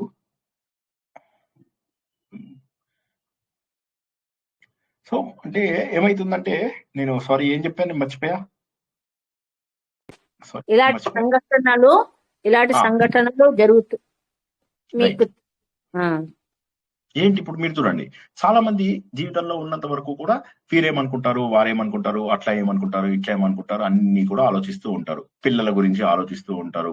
తర్వాత పిల్లలేమో వేరే దేశాలకు వెళ్ళిపోతారు. తర్వాత భర్త గాని భార్య గాని భాగస్వామి ఇంట్లో ఉండరు. తర్వాత ఎవరు పట్టించుకోరు. తర్వాత ఇంట్లో ఉన్నటువంటి చుట్టాలు బంధువులు వీళ్ళందరూ రానప్పుడు మరి అప్పుడు ఏమైనా ఆలోచిస్తారంటే వీళ్ళంతా కూడా అయ్యో చూడు. అప్పుడు ఏమైనా ఆలోచిస్తారా? మీరు చెప్పండి, నేను చెప్పడం కాదు, మీరు చెప్పండి. ఏమైనా ఆలోచిస్తారు వాళ్ళు?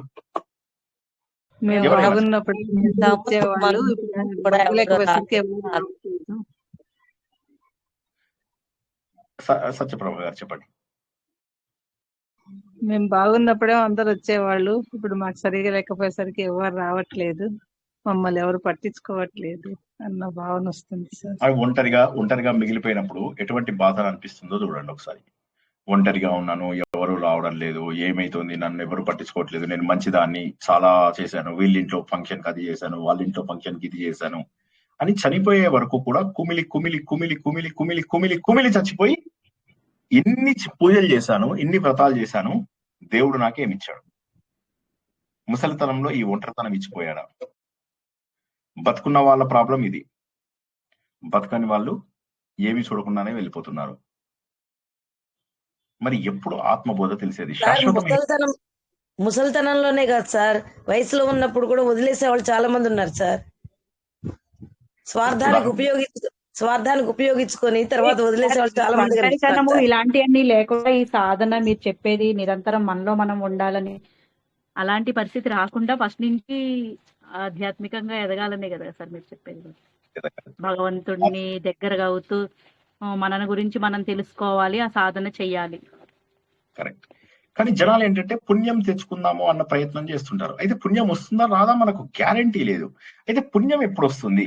ఎవరైనా ఒక్కసారి మాట్లాడని వాళ్ళు, మీకు రిక్వెస్ట్ చేస్తున్నాను, మాట్లాడని వాళ్ళు మాట్లాడండి.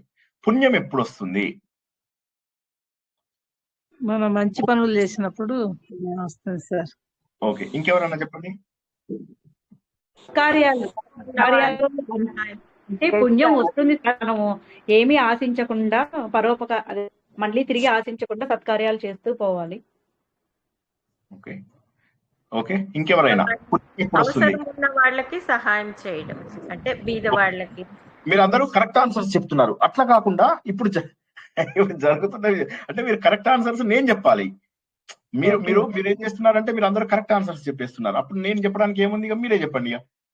ఇక అందరూ మీరు తప్పులు చెప్పాలి. తప్పులు చెప్తే కార్యాలంటే పూజలు వ్రతాలు నోములు ఇవి చేస్తూ పుణ్యం వస్తుందని భావిస్తారు కదా సార్. మీరు కావాల్సిన ఆన్సర్ అదే. అది. సో ఇప్పుడు ఏమవుతుంది, చాలా మంది పుణ్యము అంటే ఇవే సంపాదిద్దాము, అంటే పుణ్యం చేయాలి అంటే వీళ్ళింట్లో నోము జరుగుతుంది, వాళ్ళింట్లో వ్రతం జరుగుతుంది అంటారు. అని అక్కడికి వెళ్ళి కూడా వారితో ప్రశాంతంగా ఉండరు. ఇవి చేస్తే తప్పని కాదు, భగవంతుడిని మనసులో పెట్టుకోకుండా చేయడం ఏది చేసినా తప్పే. ఇప్పుడు భగవంతుడిని గుండెల నిండా నింపుకొని అందరి లోపల భగవంతుడిని చూడడం కోసమే ఈ వ్రతాలు పెడతారు. వాళ్ళ కాళ్ళు పట్టుకోండి అంటే ఏంటి నీ ఉద్దేశము? నీ లోపల ఉన్న ఈగో మొత్తాన్ని నాశనం చేసుకోని. కానీ మనం ఏం చేస్తున్నాం? మనం కాళ్ళు మొక్కించుకుంటున్న గొప్ప వాళ్ళం అయిపోతున్నాం. వేరే వాళ్ళ దాని కాళ్ళు కూడా మొక్కాను నేను అని చెప్పి మళ్ళీ తర్వాత తిట్టుకుంటారు. అండ్ తర్వాత ఏమవుతుంది, వాళ్ళలో ఎవరికైనా ఏదైనా ఇబ్బంది వస్తే వాళ్ళ ఇళ్ళ మీద పడి ఎన్ని మాటలు అనుకున్నారో ఒకసారి ఆలోచించండి. మీకు తెలిసిన వాళ్ళలో పోనీ మీరు ఎప్పుడైనా అన్నారేమో ఆలోచించండి. నేను ఎవరికి వారికి నేను మంచివాడిని అనిపించడం సహజం, కానీ నిజమైన పుణ్యం ఎప్పుడు వస్తుందో నేను చెప్తాను. ప్రతి మంచి పనికి పుణ్యం వస్తుంది, ప్రతి చెడ్డ పనికి పాపం వస్తుంది. పుణ్యం ద్వారా వచ్చేదాన్ని స్వర్గం అంటారు, పాపం ద్వారా వచ్చేదాన్ని నరకం అంటారు. స్వర్గం ద్వారా వచ్చేవి సుఖ సంతోషాలు, నరకం ద్వారా వచ్చేటటువంటి దుఃఖాలు. సార్ నిజంగా నరకం లేదా సార్? ఆడ పోతామా లేదా? మనము బజ్జీలు వేపిస్తారు అన్నారు కదా, ఆడ యమధర్మరాజు బజ్జీలు వేస్తాడా లేదా అంటే అది చెప్తా. గరుడ పురాణం చెప్తున్నప్పుడు అప్పుడు ఆల్రెడీ చెప్పుకున్నాం ఒకసారి. ఈసారి బజ్జీల ప్రోగ్రామ్ వేరేది పెట్టుకుందాం. ఎంత వేడిగా కాలుస్తాడో అప్పుడు తెలుసుకుందాం. ప్రస్తుతానికి స్వర్గం మళ్ళీ తప్పకుండా చెప్పండి. అప్పుడు మేము రాలేదు సార్ క్లాస్ కు, లేదు తప్పకుండా చెప్పండి సార్. అది వింటే మళ్ళీ మొత్తం అద్వైతం భావన పోతుంది కదా సార్. ద్వైతం అదే ఎగ్జాక్ట్లీ అదే అనబోతున్నాను. అదే ఇప్పుడు ఏంటంటే మనం అద్వైత భావనలో ఉన్నప్పుడు ఏంటంటే మనము సరైనటువంటి వ్యక్తిత్వం. గమ్మత్తైన విషయం ఏంటంటే దేవుడు అద్వైతులకు కూడా సన్యాసులకు కూడా ఏం చేశాడు తెలుసా? పరోపకారం అని చెప్పి అన్నాడు. అంటే అద్వైతులకు చేయవలసినటువంటి బాధ్యతలు ఏమీ ఉండవు, కానీ ఆయన ఏమంటాడు తెలుసా? పరోపకారం అనేటటువంటిది అద్వైతులకు కూడా ఒక బాధ్యతగా ఇచ్చాడు. సన్యాసులకు కూడా ఒక బాధ్యత ఏంటో తెలుసా? అవతల వాళ్ళ జీవితాలని మార్చడం. సన్యాసులు అంటే ఈ రోజులో ఏంటి, కాషాయ వస్త్రాలు కట్టుకోవడం కాదు. కొంతమంది కాషాయ వస్త్రాలని పక్కల మీద వేసుకుంటారు, దిండుకు కవరు. వాడు వేసుకునే చెప్పులు కూడా కాషాయం చెప్పులు వేసుకుంటాడు. ఇది కాదు, హృదయం లోపల మార్పు రావడమే అద్వైతము. వైరాగ్యమే సన్యాసం. వైరాగ్యమే సన్యాసం. ఇంట్లో ఉంటూ అంటున్నట్టుండే సన్యాసం ఉంటారు. విద్యాప్రకాశానంద ఇంట్లో ఉంటే రాదండి. మళ్ళీ నేను ఆ మాట తప్పదు. ఇక్కడ పోనీకి లేదు కదా ప్రపంచం. కొంతవరకన్నా అది అది అది ప్రయత్నం చేయండి. కానీ నేనేమంటానంటే మనం ఇంట్లోపల జనాలను చూస్తున్నంత వరకు, ఇంట్లోపల ఇప్పుడు నాకు తెలిసిన వాళ్ళు మన గ్రూప్ లోనే చాలా మంది ఉన్నారు, చాలా జ్ఞానం తెచ్చుకున్న వాళ్ళు ఉన్నారు. ఇంట్లోపల వాళ్ళ పేర్లు చెప్పడం లేదు కావాలని నేను. వాళ్ళ ఇంట్లోపల ఎన్ని ప్రోగ్రామ్స్ జరుగుతుంటాయో తెలుసా? ఎన్ని ప్రోగ్రామ్స్ జరుగుతుంటాయో, ఎంతమంది కబుర్లు చెప్తూ ఉంటారో వాళ్ళ ఇళ్ళ లోపల, ఎంతమంది. మరి అంటే దానికి కారణం ఏంటంటే ఇంట్లో ఉన్నంత వరకు మనకి ఆధ్యాత్మికంగా ఎదగడం అసంభవం. అంటే మనకు అన్ని బాగున్నప్పుడు ఆధ్యాత్మికంగా ఉండడం కాదు, ఏమీ బాగాలేనప్పుడు ఆధ్యాత్మికంగా ఉండాలి. అది నేను అనేది ఏంటంటే అన్ని బాగున్నప్పుడు ఎవడైనా చెప్తాడు ఆధ్యాత్మికత, కానీ ఏది బాగాలేనప్పుడు కూడా అదే నిశ్చలతతో ఉండగలగడమే ఆధ్యాత్మికత. అది ఎప్పుడు వస్తుంది? Thank you. అది ఎప్పుడు వస్తుంది మనకు? ఆ భావన ఎప్పుడు వస్తుంది అంటే ఈ అద్వైత భావాన్ని అలవాటు చేసుకుని నేను ఇవన్నీ కాదు, ఇవన్నీ కానటువంటి వాటిపైన, నేను అశాశ్వతమైనటువంటి వాటిపైన నేను బంధాన్ని ఏర్పరచుకుని శాశ్వతమైనటువంటి భగవంతుడి స్వరూపాన్ని నేను దూరం చేసుకుంటున్నాను. నా లోపల దైవత్వాన్ని బయటికి తీయడమే మోక్షము. నా లోపల ఉన్న దేవుణ్ణి వెతకడమే మోక్షము. ఈ ప్రపంచమంతా కూడా దేవుడు నాలోనే సృష్టించాడు. ఈ ప్రపంచమంతా కూడా నాలోనే ఉంది. బ్రహ్మాండంలో ఉన్నదంతా కూడా ప్రతి పిండాండంలోనూ ఉన్నది. ప్రతి పిండాండంలో ఉన్నటువంటిది, ప్రతి వ్యక్తిలో కూడా భగవంతుడి లక్షణాలు లేకుండా ఉండడు. భగవంతుడి లక్షణాలు లేకపోతే మనం ఇవన్నీ పనులు చేయడానికి అవకాశమే లేదు. అయితే ఆలోచన ద్వారా భగవంతుడికి దగ్గర అవడానికి కొంతమంది మాత్రమే సిద్ధమవుతారు. దానికి కావలసిన వైరాగ్యం ఎక్కడి నుంచి వస్తుంది? ఆలోచన ద్వారా వస్తుంది. భగవంతుడు ఎన్నిసార్లు చెప్పాడు వివేక వైరాగ్యం, వివేక వైరాగ్యం, వివేక వైరాగ్యం. దేవుడి మాటలు కూడా మేము వినను అనే స్థాయికి వచ్చేసారా మీరంతా? ఆలోచించుకోండి నాతో సహా. దేవుడి మాటలు కూడా మేము వినము అంటే ఇక దేవుడి కర్మ వాడిదే. కాబట్టి దశశ్లోకిలో ఏం చెప్తానంటే, న భూమిర్న తోయం న తేజో న వాయు నఖం నేంద్రియం వాన తేషాం సమూహః అనేకాంతికత్వాత్ సుషుప్త్యేక సిద్ధః తదేకో వశిష్ఠః శివః కేవల అహం. నేను ఇంద్రియాలు కాదు, ఈ కనిపించేటటువంటి భూమి, తోయం, వా, నీరు, అగ్ని, పంచభూతాలు ఇవన్నీ కాదు. ఎందుకంటే పంచభూతాలన్నీ కూడా మార్పు చెందుతున్నాయి. మార్పు చెందేటటువంటిది ఏది శాశ్వతం కాదు. కానీ నాకు తెలిసినంత వరకు ఏంటి, నేను ఆత్మస్వరూపుడని. నేను ఆత్మస్వరూపుడం అయినప్పుడు నా లోపల మార్పు ఉండకూడదు. కానీ మార్పు వచ్చిందే. ఇందాకే చెప్తున్నారు, నా ఫౌండేషన్ వీడియో చూసిన వాళ్ళందరూ ఏమంటున్నారు, 18 ఏళ్ల కింద మీరు ఇప్పటికీ చాలా మార్పు ఉంది అని. కరెక్ట్. కాబట్టి నేను ఇవన్నీ కాదు. మరి ఎవరిని నేనెవరిని అంటే, ఇవన్నీ కూడా అనేక రకాలుగా మార్పు చెందుతున్నటువంటివి. ఏకంగా ఉండడం లేదు. ఇవన్నీ కూడా మారిపోతున్నాయి. ఒక్క స్థిరమైనటువంటి రూపంగా ఉండడం లేదు. కానీ నేను స్థిరంగా ఒక్కసారి ఉంటున్నాను. చిన్నప్పుడు నిద్రపోయినప్పుడు, ఇప్పుడు నిద్రపోయినప్పుడు, ఇంకో 20 ఏళ్ల తర్వాత డీప్ స్లీప్ లో ఉన్నా సరే నేను ఒక్క రకంగా ఉంటాను. అదేంటి? సుషుప్తి ఏక సిద్ధ, సుషుప్తి ఏక సిద్ధ, సుషుప్తి ఏక సిద్ధ. అది ఆ గాఢ నిద్రలో ఏకంగా ఉన్నాను కదా, అది నేను అని చెప్పేసి మొదటి శ్లోకంలో తెలుసుకున్నాం. తర్వాత ఏమని తెలుసుకున్నాం? రెండో శ్లోకంలో నవర్ణాశ్రమాచార ధర్మ నమేధారణ ధ్యాన యోగాదయోపి అనాత్మాశ్రయాహం మమధ్యాసహాన తదేకో వశిష్ఠః శివః కేవలః అహం. సో రెండో దాంట్లో ఏం తెలుసుకున్నాము? నేను పుట్టుకతో బ్రాహ్మణుడిని, నేను పుట్టుకతో ఇది చేస్తున్నాను, నేను బ్రహ్మచారిని, నేను గృహస్థును, నేను వానప్రస్థిని, నేను సన్యాసి. ఇవన్నీ కూడా శరీర ధర్మాలు. ఆత్మధర్మాలు కాదు. ఆత్మకి ఇవేమీ సంబంధం లేవు. నువ్వు బ్రాహ్మణుడువా, క్షత్రియుడువా, వైశ్యుడువా, శూద్రుడువా, నువ్వు బ్రహ్మచారివా, గృహస్థువా, వానప్రస్థివా, సన్యాసివా, ఇవన్నీ ఆత్మకు తెలియదు. ఇవన్నీ సాధనలో మార్గాలు. ఇవన్నీ జీవితం, శరీరం ఉన్నప్పుడు వచ్చినటువంటి మార్గాలు. కానీ నువ్వు మాత్రం ఎప్పుడూ వెలుగుతున్నటువంటి చైతన్యవి. అంటే ఎలా ఉంది నీ చైతన్యము? అనాత్మాశ్రయాహం మమధ్యాసహాన. ఈ కనిపించేవన్నీ అధ్యాసలు. అధ్యాస అంటే భ్రాంతి అంటే తాడును చూసి నేను పాము అనుకుంటున్నాను. అదే విధంగా కనిపించిన వాటన్నిటిని కూడా సత్యం అనుకుంటున్నాను. అసత్యమైన విషయాలని సత్యం అనుకునే భ్రాంతిని తొలగించుకున్నటువంటి నేను కేవల శివము. నేను అవన్నీ వదిలేశాక, ఈ రకమైన భావనలన్నీ వదిలేసిన తర్వాత మిగిలేటటువంటి మంగళ స్వరూపుడుని నేను, ఆనంద స్వరూపుడని నేను. అంటే నాకు ఏ విధమైన ఆశ్రమ ధర్మాలు లేవు. ఎందుకంటే అవన్నీ శరీరానికి సంబంధించినవి. మరి ధ్యానము, యోగము, ధారణ ఇవన్నీ ఏంటి? అవి మనసు యొక్క చలనాలు. మనసు యొక్క చలనాలు మార్పు చెందుతూ ఉంటాయి. ధారణ అంటే మొదట్లో పట్టుకోవడం, ధ్యానం అంటే స్థిరంగా పట్టుకోగలగడం, సమాధి అంటే ఆలోచన రహిత స్థితి, ధ్యేయ వస్తువు కూడా మన ముందు మాయమైపోవడం. అటువంటిప్పుడు ఏమవుతుంది? ఇవన్నీ మనసు యొక్క స్థితిగతులు. నేను ఎలా అవుతాను? ఇవి నా సాధనకు ఉపయోగపడేవి మాత్రమే, కానీ అవి నేను కాదు. ఇవి నా సాధనకు ఉపయోగపడేవి, నా మోక్ష సాధనకు ఉపయోగపడేవి, కానీ ఇవి కూడా నేను కాదు. కొంతమంది అంటారు నువ్వు ధ్యానం చేస్తే చాలు. కాదు.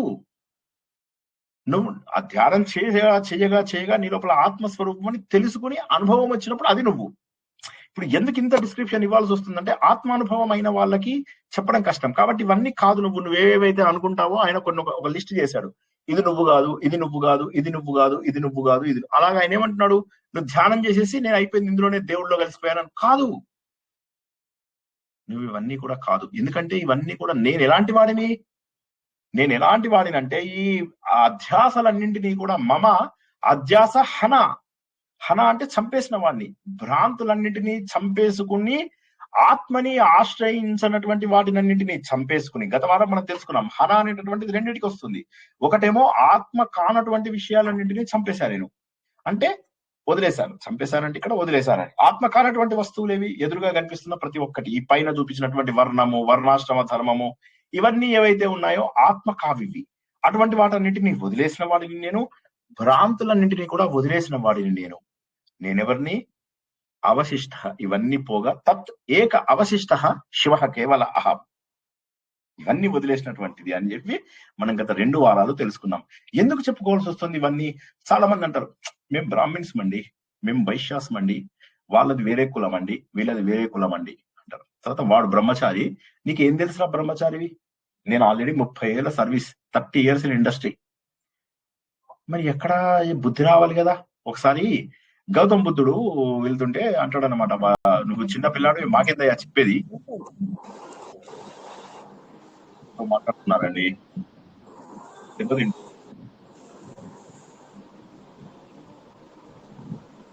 మాట్లాడుతున్నారు విజయ భట్ట. విజయ గారు మ్యూట్ లో పెట్టుకోరా. బి విజయ గారు మ్యూట్ లో పెట్టుకోండి ప్లీజ్.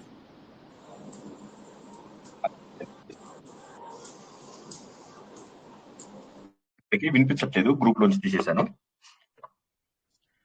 ఓకే, సో ఇప్పుడు ఏమవుతుంది మనకి ఇక్కడ మనకు జరుగుతున్నటువంటిది ఏంటి? సారీ, ఏం చెప్పాను ఒక్కసారి చెప్పండి. బుద్ధుని సంగతి చెప్తాను సార్. బుద్ధుడు ఒక పిల్లవాడు కలిసి, గౌతమ బుద్ధుడు ఎవరు పిల్లవాడిని కలిసినాడు. గౌతమ బుద్ధుడు గురించి ఆయన ఏమంటాడు? ఆయన చూసి అందరూ ఊళ్ళో వాళ్ళు అంటారు, నువ్వు చిన్న పిల్లవాడు, నువ్వేందయ్యా మాకు చెప్పేది? ఏం చెప్తున్నావు? ఏడికెళ్ళి వచ్చినావు నువ్వు? ఏం చెప్తున్నావురా మాకు? చిన్నోడివి, మా అందరి జుట్లు తెల్లగా అయిపోయినాయి చూడు. ఆయనప్పుడు ఏమంటాడు తెలుసా? సార్ మీరు తెలంగాణలో మాట్లాడుతున్నారు, నేను నేపాలీలో మాట్లాడతా. మీరందరూ దేని కింద కూర్చున్నారు? ఎక్కువ వయసు ఉంటే ఎక్కువ తెలివితేటలు ఉంటాయి కదా. మీ అందరూ కూర్చున్న చెట్టు మీ అందరికంటే ఎక్కువ వయసు ఉన్నటువంటిది. అయితే చెట్టు మీకంటే తెలివైందని సార్. సో కాబట్టి ఇక్కడ వయసుతో సంబంధం లేదు. నేను బ్రహ్మచారినా, గృహస్థునా, వానప్రస్థునా, సన్యాసినా అని కాదు. నేను ఇవన్నీ కానటువంటి ఒక ఆత్మస్వరూపుడిని. ఆత్మకి ఈ లక్షణాలన్నీ ఉండవు. ఈ లక్షణాలు ఆత్మకు ఉండవు. ఇవన్నీ శరీరానికో మనస్సుకో ఉన్నటువంటి ధర్మాలు. శరీరానికో మనస్సుకో ఉన్న ధర్మాలని నువ్వు ఆత్మకు పెడితే అది అధ్యాస అంటారు. అధ్యాస అంటే భ్రాంతి. ఏది కాదో అది పెడితే దాన్ని అధ్యాస అంటారు. ధ్యాస, అధ్యాస. ఏదైతే కాదో దాని మీద. నేను ఒక కోతిని చూపించి మీ అందరికి కుక్క బాగుంది కదా అన్నాను. మీరేమంటారు? సార్ ఏమనుకుంటాడు అని చెప్పేసి అవునవును సార్ కుక్క బాగుంది అంటారు. అది అధ్యాస. లేదా నేను మిమ్మల్ని అందరినీ హిప్నటైజ్ చేసి అది కుక్క కాదు కోతి అన్నాను అనుకోండి, కుక్కని చూపి అప్పుడు మీరు అవునవును అని అంటారు. సో ఇక్కడ ఏం తెలుస్తుంది మనకు?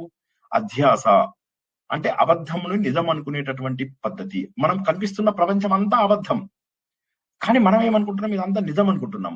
అద్వైతం ఏమంటుందంటే ఈ ప్రపంచం అంతా కనిపించేది అబద్ధం. సార్ ఎట్లా ఒప్పుకోవాలి సార్ అబద్ధం అని? అబద్ధం కాకపోతే నువ్వు ఒక్కసారి ఆలోచించు, కళ్ళ ముందు ఒక బుడగలాగా జీవితం ఎగిరిపోవడం లేదా? మరి ఎవరివి నువ్వు ఎప్పటికీ నీ గురించి నువ్వు తెలుసుకోకపోతే ఎప్పటికీ? కొంతమంది ఏమో తొందరగా చనిపోతున్నారు, కొంతమంది ఏమో వయసు మిగిలిపోయినా కూడా ఈ సమయంలో నాకు ఒంటరితనం ఏంది, వీడిలా అన్నాడు, వాడు అలా అన్నాడు అని చెప్పి బాధపడుతూ ఉంటున్నప్పుడు ఎప్పుడు మనం భగవంతుడి గురించి సాధన చేసుకునేటటువంటి అవకాశం ఉంది? ఎప్పుడు మన లోపల వివేకము వచ్చేటటువంటి అవకాశం ఉంది? ఎప్పుడు మనకు వైరాగ్యం అనేటటువంటిది ఉదయించేటటువంటి అవకాశం ఉంది? కాబట్టి అది జరగదు. సో అది మనకు ఇక్కడ ఏంటి? అనాత్మాశ్రయాహం మమధ్యాసహాన. అనాత్మ ఏదైతే ఆత్మ కాని వాటిని ఆశ్రయించుకొని ఉన్నాయో దాన్ని పక్కన పడేశాను. అధ్యాస భ్రాంతిగా ఉన్న వాటన్నింటినీ పక్కన పడేశాను. ఈ రెండింటిని పక్కన పడేసిన తర్వాత మిగిలిపోయేటటువంటిది ఏదైతే ఉన్నదో అది నేను. మరి ఆత్మ అంటే ఏంటి సార్? తెలియదు. ఆత్మ అంటే అదొక గొప్ప అనుభవం. అది ఎలా ఉంటుంది అంటే శివ మంగళ స్వరూపమైనటువంటి ఆనందం. అది మాత్రమే నేను. సో పాపం ఆన్సర్ ఇస్తున్నాడు, కానీ అది ఎలా ఉంటుంది అని చెప్పడానికి ఏం చేస్తున్నాడు? ఇది కాదు, ఇది కాదు, ఇది కాదు, ఇది కాదు అంటున్నాడు. న మాతా పితా వా న దేవా న లోక న వేదా న యజ్ఞా న తీర్థా బ్రువంతి. ఇక్కడ మనం ఇది గత వారం తెలుసుకున్నాము. ఇక్కడ ఆప్తా నేను. తర్వాత 2 లైన్స్ కష్టమైనవి, అవి మీకు తర్వాత చెప్పాలి. ఇవి సులభం కాబట్టి అర్థం చేసుకోండి. నా మాత, నా పిత, నా దేవ, నా లోక. వీళ్ళలో ఏమైనా కష్టం ఉందా? ఈ 4 పదాలు. హలో, నిద్రపోయిన వాళ్ళు లేచి ఒకసారి మాట్లాడండి. తల్లి, తండ్రి, నువ్వు తల్లి కాదు, తండ్రి కాదు, దేవతలు కాదు, లోకాలు కాదు, ఇవేవి కాదు, నీకు సంబంధం లేదు. దేవతలతో గాని లోకంతో గాని ఇవన్నీ కూడా ఆత్మస్వరూపం కాదు. దెబ్బ కొట్టేశాడు. ఇదేంటండి తల్లి దేవోభవ, తండ్రి దేవోభవ, సో ప్రవచనకర్తలు దేవోభవ ఇవన్నీ చెప్పారు కదండి అంటే కుదరదు. ఎవరు దేవోభవ? ఎవరు లేరు. నీ ఆత్మస్వరూపం ఏదైతే ఉందో అది తల్లి కాదు. నువ్వేదో అనుకుంటున్నావు నీ పిల్లలకు నువ్వు తల్లిని అని, ఎవడు పట్టించుకోడు. నువ్వు తల్లి లేదు, తండ్రి లేదు. ఇవన్నీ కూడా శరీరంతో ఉన్నటువంటివి. శరీరం ఏర్పడినప్పుడే, ఈ శరీరం వదిలేసి మరొక శరీరం పొందినప్పుడు వేరే తల్లి, వేరే తండ్రి, వేరే పిల్లలు పుడతారు మనకు. అంటే ఇవన్నీ శాశ్వతం కాదు. ఇప్పుడు మన తల్లిదండ్రులు శాశ్వతమా, మన పిల్లలు శాశ్వతమా? శాశ్వతం కానివి నేను ఎలా అవుతాను? మళ్ళొక్కసారి గుర్తుంచుకోండి, అద్వైతము నిలబడేది ఒకే ఒక కాన్సెప్ట్ పైన నిలబడుతుంది. మళ్ళొకసారి చెప్తున్నా, మళ్ళీ 3 సార్లు చెప్తా వినండి. అద్వైతము నిలబడేది ఒకే ఒక కాన్సెప్ట్, అదేంటంటే శాశ్వతం. ఈ శాశ్వతమైనటువంటిది, ఆనందకరమైనటువంటిది, ఎప్పటికీ మారనటువంటిది అనే 3 లక్షణాలు ఒకదాన్నే సూచిస్తున్నాయి. పర్మనెంట్ గా ఉండాలి, ఏదన్నా పర్మనెంట్ గా ఉండాలి. ఇప్పుడు నేను తల్లిని అన్నాం అనుకో, శరీరం మారిపోతుంది, ఆత్మ అలాగే ఉంది, శరీరం మారిపోయింది. మారిపోయినప్పుడు నువ్వు తల్లి ఎలా అయ్యో?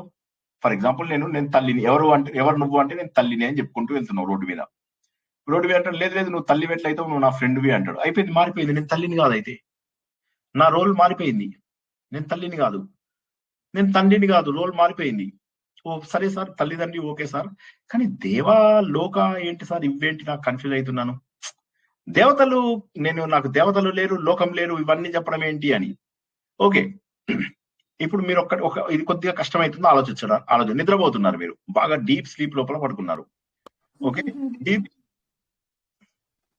సారీ, ఎవరికైనా ఏమన్నా ప్రశ్న ఉందా అండి? ఎవరు అడగబోయారు? దేవతలు లోకంలో అన్నాడు. జై శ్రీకృష్ణ సార్. ఇప్పుడు మీరు ఒక సెంటెన్స్ చెప్పారు, అద్వైత కాన్సెప్ట్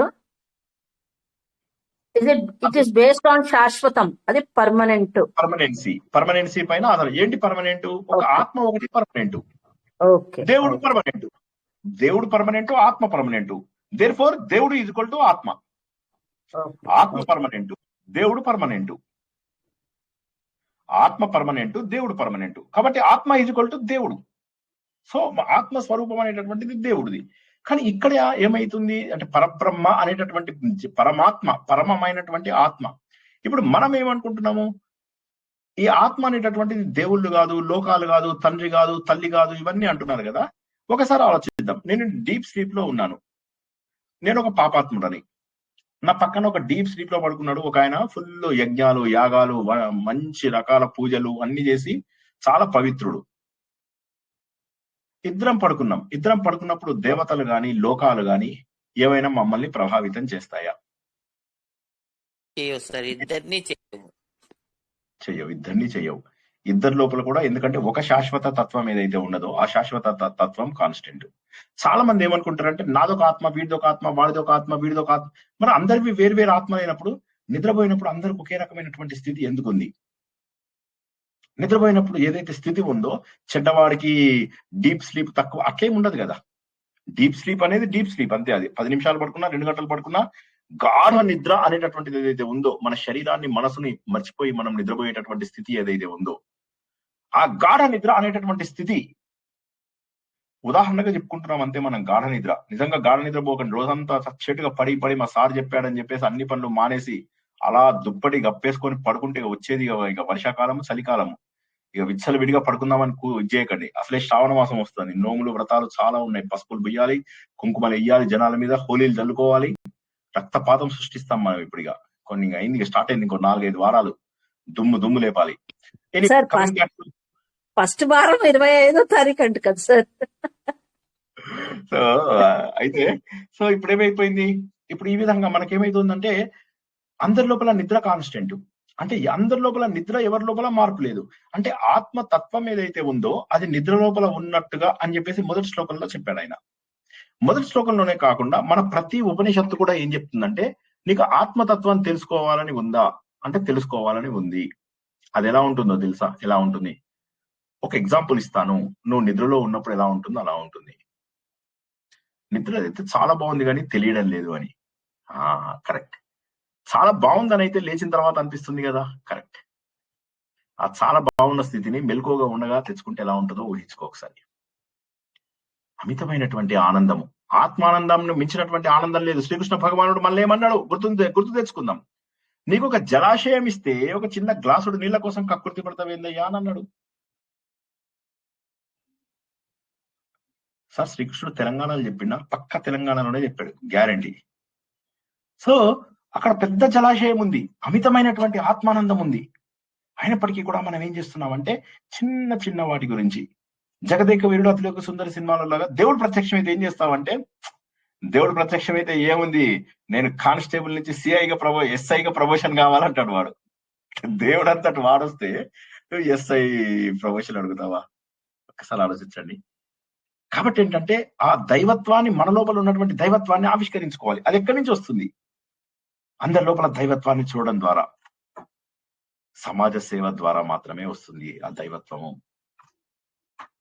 ఆయన ఏమంటున్నాడు, ఆ అద్భుతమైనటువంటి ఆ తత్వం ఏదైతే ఉన్నదో, ఆ తత్వం చాలా గొప్పది. అది అన్నిటికంటే ఎక్కువ ఆనందం ఇస్తుంది. ఆ నిద్రలో ఉన్నటువంటి స్థితి ఏదైతే ఉందో, ఆ నిద్రలో ఉన్నప్పుడు తల్లి లేదు, తండ్రి లేదు, దేవుళ్ళు లేదు, లోకాలు లేదు, ఏమీ లేకుండా, ఏమీ తెలియకుండా నువ్వు నిద్రపోతున్నావు. ప్రపంచంని మర్చిపోయేంత ఆనందం ఉంది. అది నువ్వు. అంతేగాని నేను తల్లిని, తండ్రిని, దేవుళ్ళు, లోకాలు ఇవన్నీ ఆ సమయంలో ఉండవు. పెద్ద పెద్ద బ్రహ్మాండాలు ఉన్నాయి, కోట్లాది బ్రహ్మాండాలు ఉన్నాయి. అవన్నీ నువ్వు నిద్రలో ఉన్నప్పుడు ఏం జరిగింది? వాటికి ఏం జరిగింది? మనం మొన్న చెప్పుకున్నాం. మనమున్న మిల్కీవే గెలాక్సీలో ఒక సూర్యుడు లోపల మన భూమి లాంటివి 13-14 లక్షల భూములను ఇరికించవచ్చు. ఒక భూమి, మన ఎర్త్ ఎంత ఉందంటే సూర్యుడి లోపల మన భూమి లాంటి భూములు 13-14 లక్షల భూములను ఇరికించవచ్చు. అటువంటి సూర్యుడిని మనం ఏమంటామంటే, మన నక్షత్రాలతో కంపేర్ చేసి మన మిల్కీవే గెలాక్సీ లోపల, మన పాలపుంత గెలాక్సీ లోపల మనం ఏమంటామంటే డ్వార్ఫ్ స్టార్ అంటాం, మరుగుజ్జు నక్షత్రము అంటాం. అంటే ఎంత ఒక్క మన మిల్కీవేలోనే ఇంత విశాలమైనటువంటి ప్రపంచం ఉంది అంటే ఇంకా ఎంతో ప్రపంచం ఉంది. కానీ ఈ ప్రపంచం ఏది కూడా నేను గాఢ నిద్రలో ఉన్నప్పుడు నాకు తెలియబడడం లేదు. మరి నేను ఎవరిని? నవేదాన యజ్ఞాన తీర్థ బ్రువంతి. వేదం కాదు, యజ్ఞం కాదు, అనగా తీర్థాలు కాదు అంటే నాకు తీర్థయాత్రలు కాదు, నాకు వేదాలు కాదు, యజ్ఞాలు కాదు. సార్ ఇక్కడ ఏదో కొద్ది కొంప ముంచేశారు సార్. మీరు ఇన్నాళ్ళు వేదం నేర్చుకుంటున్నాము, జ్ఞాన మార్గంలో ఉన్నాము, యజ్ఞాలు చేసుకుంటూ ఉన్నాము, యాగాలు చేసుకుంటూ ఉన్నాము, ఏవో చేసుకుంటూ ఉన్నాం, మాకు తోచింది ఏదో చేస్తున్నాం. మీరు ఇవాళ తీర్థయాత్రలు కూడా మాకేమీ సంబంధం లేదని చెప్పేశారు సార్. ఇది ఎక్కడ మాట? ఒక్కసారి ఆలోచించండి. ఇప్పుడు తీర్థాలు, యాత్రలు ఇవన్నీ కూడా కాదు అని చెప్పేసారు. ఎలా అంటున్నారు సార్ మీరు? తీర్థాలు, యజ్ఞము ఇవన్నీ కాదు అంటే ఎలాగ సార్? యజ్ఞం అంటే ఏంటి? యాగం అంటే ఏంటి? హోమం అంటే ఏంటి? హలో, ఇంతకుముందు ఒకసారి చెప్పాను, ఎవరైనా చెప్పగలరా? యాగం అంటే కలయిక, యజ్ఞం అంటే కలయిక సార్. క్లియర్ గా చెప్పాను, ఎగ్జాంపుల్ క్లియర్. యజ్ఞం, యాగం, హోమం అంటే ఏంటి? ఎవరైనా చెప్పండి, ట్రై చేయండి.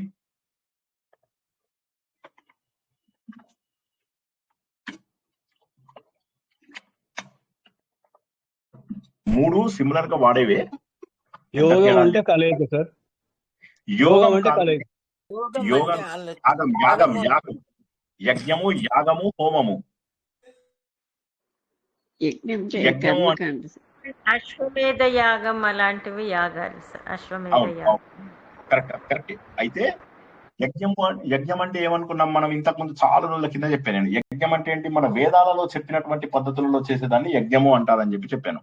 యాగము అంటే ఏంటంటే మనకు ఆకారం ఉంటుంది. ఇప్పుడు మనకు యజ్ఞాలలో ఏంటంటే ఆకారం ఉండదు. అగ్నిదేవుడు, వాయుదేవుడు, ఇంద్రుడు, వరుణుడు వీళ్ళందరినీ పూజిస్తూ మనం ఒక నిరాకార స్వరూపాన్ని పూజిస్తూ వేదాలలో చెప్పినటువంటి పద్ధతుల ద్వారా నలుగురు వేద పండితులు, హోత, ఉద్గాత, అధ్వర్యుడు, బ్రహ్మ అని నలుగురిని పెట్టుకొని చేసేదాన్ని యజ్ఞం అంటారు. తర్వాత నెక్స్ట్ వచ్చింది ఏంటి? యాగం. యాగం అంటే ఏంటంటే ఇది దేవతలకు సంబంధించినటువంటిది. ఈ దేవుడు, ఆ దేవుడు, ఈ ఫలితం కోసం, ఆ ఫలితం కోసము మనం ఏం చేస్తుంటాం? జనరల్ గా మన సమాజంలో కూడా చేసేవన్నీ కూడా యాగాలే. చాలా మంది ఏం చేస్తుంటారు? చలో సుదర్శన యాగం ఒక 100 మంది రండి, ఇంకోటి ఏదో చండీ యాగం ఒక 100 మంది రండి అని చెప్పేసి లోకల్ గా ఉన్నటువంటి దేవతలని మనము పూజించుకుంటూ సుదర్శన యాగం, చండీ యాగం ఇట్లాంటివన్నీ ఏవైతే మనం చేస్తూ ఉంటామో అంటే సాంప్రదాయ దేవతల యొక్క పూజలు. సాంప్రదాయ దేవతల యొక్క పూజలు మనకేంటివి? ఆగమ పద్ధతుల ద్వారా వచ్చాయి. ఆగమ నిగమాలు అని చెప్పేసి మనం ఒకరోజు చెప్పుకున్నాము. మళ్ళీ మొత్తం చెప్పాలంటే వాళ్ళు ఎంతైంది టైం 9:53 అంత కుదరదు. బేసికల్లీ వేదాలు కానటువంటి వాటన్ని కూడా స్మృతులుగా భావిస్తాం. ఆ స్మృతులలో వచ్చినటువంటివి ఆగమాలు. ఈ ఆగమాలలో వచ్చినటువంటి పద్ధతులలో చేసే వాటిని యాగాలు అని చెప్పేసి అంటారు. యాగాలలో ఏంటంటే మన రెగ్యులర్ దేవుళ్ళని పూజిస్తాం అనమాట. మనకు కనిపించే రాముడి యాగం, కృష్ణుడి యాగం, గణపతి, ఇవన్నీ మనం ఏవైతే చేస్తుంటామో ఇవన్నీ కూడా ఆగమ పద్ధతులు.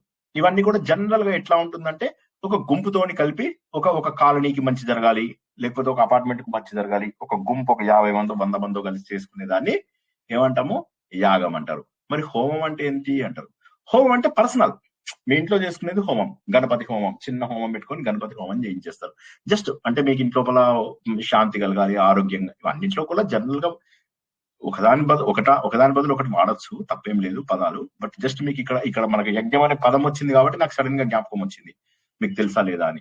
సో హోమం లోపల ఏమవుతుంది? పర్సనల్ బెనిఫిట్స్ కోసం ఏవైతే చేస్తారో మీరు, అంటే మనశ్శాంతి కావచ్చు, పిల్లలకు ఉద్యోగాలు కావచ్చు, తర్వాత హెల్త్ రీజన్స్ వల్ల కావచ్చు, ఏదైనా ఇంకేమన్నా శుభాలు కావచ్చు, వీటి కోసం ఇంట్లోపల కొన్ని చేస్తాం. ఆయుష్ హోమం అంటారు ఫర్ ఎగ్జాంపుల్. ఆయుష్ హోమం అంటే ఊరందరికీ చేయం కదా మనం. నా ఆయుష్ పెరగాలి, ఇంకా 100 ఏళ్ళు కుంభాలు తినాలి కదా, 100 ఏళ్ళు పెరగాలని చెప్పి చేయించుకుంటాం. సో ఇవన్నీ ఏవైతే ఉంటాయో ఇవి మనకు హోమాలు అంటారు. ఒకసారి అర్థం కాని వాళ్ళు చెప్తే నేను ముందు మన నిర్మాణ దర్శకంలోకి వెళ్ళిపోతా. చెప్పండి సార్, ఇప్పుడు చెప్పింది. సారీ, హలో, నాకు వినిపించలేదండి, ఏమన్నారు? మళ్ళీ ఒకసారి చెప్పండి సార్. యజ్ఞం అంటే వేదాలు. ఒకసారి యజ్ఞం అంటే వేదాలు. యజ్ఞం అంటే వేదాలు. నలుగురు ఉంటారు కదా, ఋగ్వేదం, యజుర్వేదం, సామవేదం, అథర్వణ వేదం వాళ్ళు నలుగురు చుట్టూ కూర్చొని చేసేటటువంటి పెద్ద ప్రక్రియ. అందులోపల అగ్ని, వరుణుడు, వాయుదేవుడు, ఇంద్రుడు, వీళ్ళందరినీ పూజించి చేసేవన్నీ కూడా అవి నిరాకార రూపంతో ఎక్కువ చేసేవాటన్నిటి కూడా యజ్ఞాలు అంటారు. ఇక నెక్స్ట్ వచ్చింది ఏంటి? యాగం. యాగం లోపల ఏంది? మన రెగ్యులర్ దేవతలు ఉంటారు కదా, ఆ రెగ్యులర్ దేవతల కోసం మనం చేసేటటువంటి అన్నాడు చండీ యాగము, సుదర్శన యాగము, ఇవన్నీ అంటే ఒక కాలనీలో లేకపోతే ఒక గ్రూప్ లోపల వాటి లోపల చేసేటటువంటివి అనమాట. ఇవి వేదాలలోంచి వచ్చినది హాఫే ఉంటే, వేదాలు కాకుండా మిగతా మంత్రాలతోటి వాటితోటి ఎక్కువ వస్తాయి అన్నమాట. అంటే వేదాలలోంచి వచ్చిన స్మృతులలోంచి వస్తాయి. వేదాలలోంచి డైరెక్ట్ గా వేద మంత్రాలు చదవాలి. ఇక్కడ సగం చదువుతారు వేద మంత్రాలు, మొత్తం వేద మంత్రాలు ఉండవు. మొదటి దాంట్లో మొత్తం వేద మంత్రాలే. మొదటి దాంట్లో యజ్ఞంలో మొత్తం వేద మంత్రాలే. వేద పండితులు కూర్చుంటారు, వేద మంత్రాలు. ఇందులో ఎవరైనా చెప్పియచ్చు, మీ ఇంటి దగ్గర పురోహితుడు కూడా చెప్పియచ్చు. అర్థమైందా మీకు రెండింటికి డిఫరెన్స్? మీ ఇంటి దగ్గర పురోహితుడు కూడా మీకు యాగం చేయించవచ్చు. ఎందుకంటే ఆయన స్మార్థం అని నేర్చుకుంటాడు. శ్రౌతము, స్మార్థం అని 2 పద్ధతులు ఉంటాయి. ఆ స్మార్థం నేర్చుకున్న వాళ్ళందరూ కూడా ఈ 2వ పద్ధతి చేయించవచ్చు, యాగం చేయించవచ్చు. క్లియరా? 3వ చెప్పే ముందు ఈ 2 క్లియరా? అది చెప్పండి ఫస్ట్.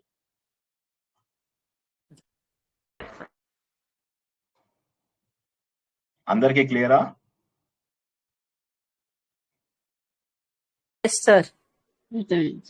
సో యజ్ఞం, యాగం. హోమం అంటే ఏంటి? హోమం అంటే మన ఇంట్లో పర్సనల్ బెనిఫిట్ కోసం. ఆయుష హోమము, ఇలాంటివి ఏవైతే ఇంట్లో చిన్నవి చేసుకుంటామో అవి. గణపతి హోమం మన ఇళ్లలో మన ఫంక్షన్స్ కోసం చేసుకునేది. అయితే ఇవి పురోహితుడు చేయించవచ్చు. మనకు మంత్రాలు చదువుకోవడం వస్తే మనం కూడా బుక్ లో చూసుకొని చేసుకోవచ్చు. సో మొదటివేమో కేవలము మంచి ఋత్వికులు వాళ్ళు వీళ్ళే చేస్తారు. రెండో కేటగిరీ యాగంలోకి వచ్చేసరికి ఏంటంటే పురోహితుడు వాళ్ళు వీళ్ళు కుదిరేది. 3వ దాంట్లో మీ సొంతంగా కూడా చేసుకోవచ్చు. ఓకేనా? సో అది డిఫరెన్స్. ఇప్పుడు ఇక్కడ దీన్ని మన శ్లోకం లోపల కన్వర్ట్ చేస్తే ఇవేవి కూడా నేను కాదు, ఇవన్నీ నేను చేసేటటువంటి పద్ధతులు. దేనికోసము? నేను ఆత్మస్వరూపుడునని తెలుసుకోవడం కోసం చేసేటటువంటి పద్ధతులు, కానీ ఇవన్నీ నేను కాదు. ఉదాహరణకి నేను ఆఫీస్ కి బస్సులో వెళ్తాను. సో నేను బస్సును అయిపోతానా? హలో, నేను బస్సును కాదు. అదే విధంగా నేను మోక్షం కావాలని చెప్పేసి ఈ యజ్ఞాలు, యాగాలు, వేదాలు, తీర్థాలు ఈ బస్సులలో వెళ్తున్నాను, ఈ నౌకలలో వెళ్తున్నాను. ఇవి నేను అవుతానా? అర్థం కాని వాళ్ళు అడగండి ఒకసారి.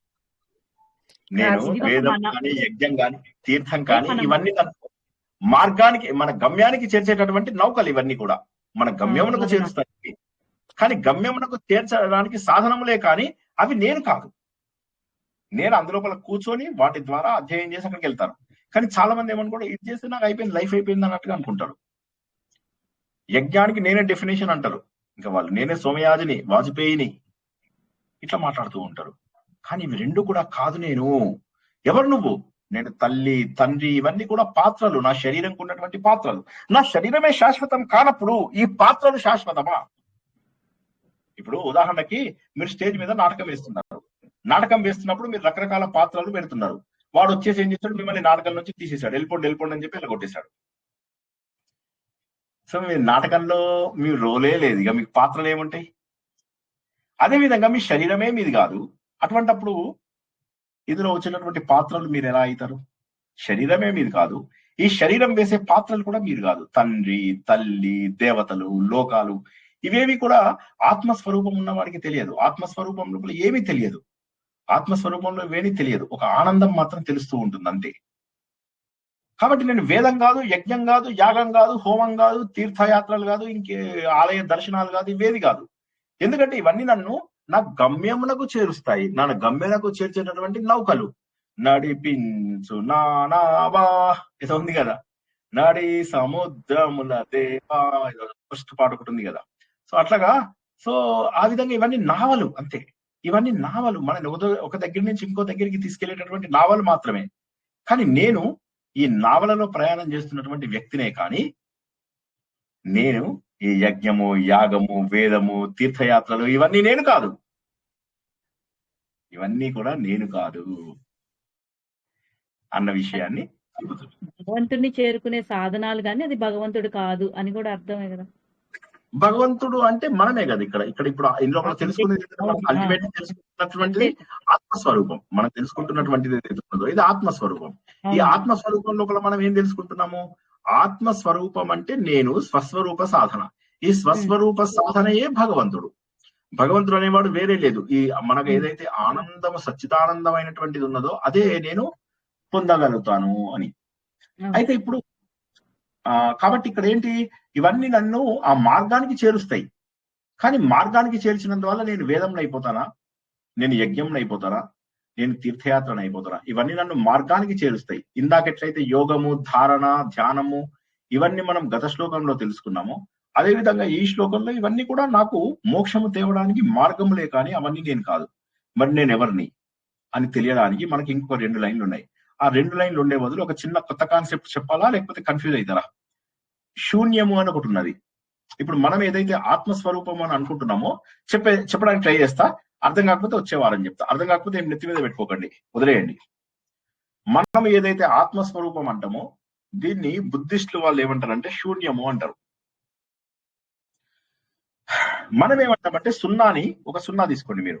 ఈ సున్నాని కొంతమంది శూన్యం అంటారు, కొంతమంది పరిపూర్ణము అని కూడా అంటారు. ఆత్మ అనేది పరిపూర్ణమైనది. సో మనమేమో ఆత్మని పరిపూర్ణము అంటాము. బుద్ధిస్టులు ఏమో దీన్ని ఏమంటారంటే శూన్యము అంటారు.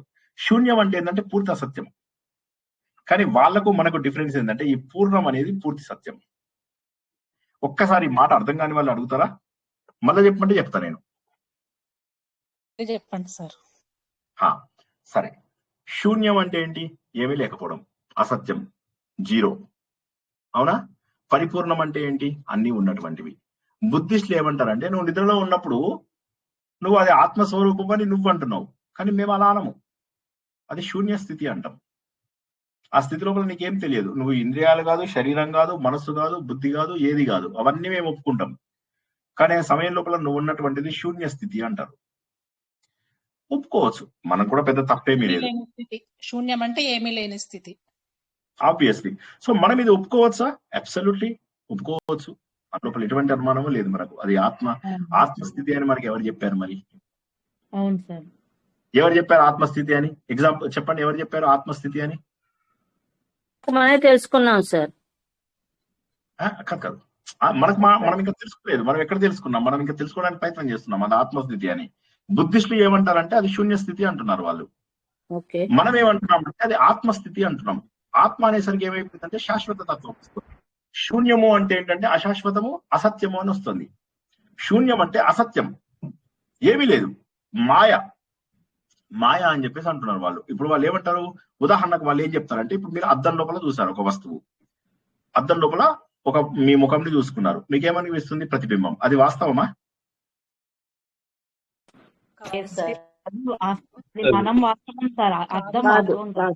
అద్దంలో ఉన్న ప్రతిబింబము వాస్తవం కాదు, అవునా?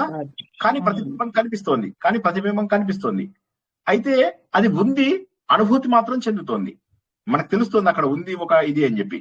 అంటే ఒక కారణం వల్ల వచ్చింది అది. అంటే ఏంటంటే అది అసత్యం కాదు, పర్మనెంట్ కాదు, ఇట్ ఈస్ దేర్, మీ కళ్ళ ముందు కనిపిస్తోంది. ప్రతిబింబం మీ కళ్ళ ముందు కనిపిస్తుందా లేదా చెప్పండి. హలో, అసత్యం అని ఎలా అంటారు? అసత్యం అని ఎలా అంటారు?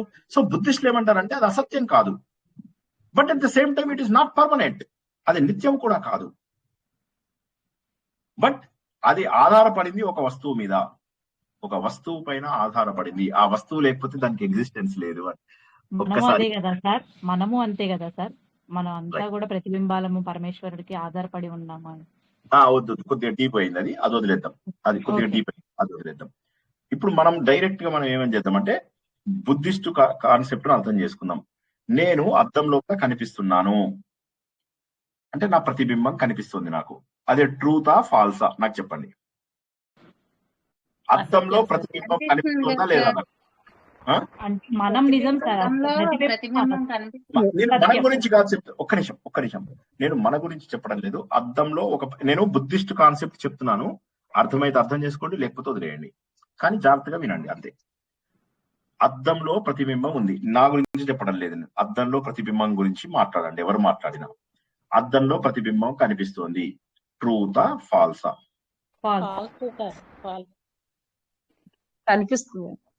కనిపిస్తుంది కదా, సత్యం మీ కళ్ళ ముందు కనిపిస్తుంది. ఇప్పుడు ఇక్కడ మీకు నా పైన కృష్ణుడు కనిపిస్తున్నాడా? కనిపిస్తున్నారు. ఫాల్స్ ఎట్లా అయింది అది? అద్దంలో కనిపిస్తుంది కానీ దాన్ని టచ్ చేయలేం కదా సార్. అది వాస్తవ రూపం కాదు సార్, అద్దంలో ఏముందో అదే కనిపిస్తుంది. ఒక్క నిమిషం, అది వాస్తవ రూపం కాకపోవచ్చు కానీ సత్యం. చెప్పండి, వాస్తవ రూపం కాదు కానీ సత్యమా కాదు? మీకు కనిపిస్తోందా? కంటికి కనిపించే ప్రతిదీ సత్యమే అనుకుందాం. మీ కంటికి కనిపిస్తోందా లేదా ప్రతిబింబం? కనిపిస్తుంది. ఓకే, మీ అందరికి కూడా కనిపిస్తుంది. ఫస్ట్ కంటికి కనిపించే సత్యం కాదు అని తెలుసుకున్నాము, ఇప్పుడు మాత్రం బుద్ధిస్ట్ కాన్సెప్ట్, మీరు అది పాత కాన్సెప్ట్స్ పక్కన పెట్టేసి కొద్దిసేపు బుద్ధిస్ట్ కాన్సెప్ట్ లోకి వచ్చేసేయండి. బుద్ధిస్ట్ కాన్సెప్ట్ లోపల ఏం చెప్తున్నారంటే, ఎదురుగా మీకు ఒక ప్రతిబింబం ఉంది, ఆ ప్రతిబింబం లోపల మీరు మీ ఫ్రెండ్ చూసారు అందులోపల. ఓకే, ఫ్రెండ్ చూసారు. ఇప్పుడు ఉదాహరణకి నేను ఇలా పాలు పెట్టాను, ఇలాగా పాలు పెట్టి ఏం చేశాను, రాముడు ఏడుస్తున్నాడు. రాముడు అన్నాడు నాకు చందమామ కావాలి, చందమామ కావాలి అని, కానీ నేను ఏం చేశాను, నీకు చందమామని చూపించాను. రాముడు అది సత్యంగా ఒప్పుకున్నాడు లేదా?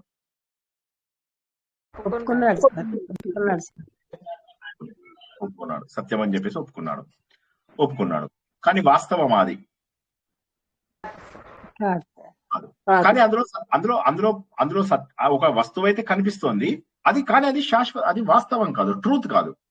అంటే అదే గనుక చంద్రుడు పక్కకి వెళ్ళిపోతే ఇందులోంచి ఆ ప్రతిబింబం మాయమైపోతుంది. అవునా? అంటే ఇట్ ఈస్ నాట్ ట్రూత్. నేను గనక వెళ్ళిపోతే, ఇప్పుడు నేను ఇక్కడ పక్క నుంచి నేను ఇట్లా, నాకు సిగ్గేసింది, నాకు అప్పుడప్పుడు ప్రవచనాలు చెప్పడం చాలా సిగ్గు, ప్లస్ మాట్లాడటం అసలు చాలా సిగ్గు. నాకు మాట్లాడాలంటే ఎంతో కష్టపడి నేను ఇలా ముఖం కప్పుకున్నా.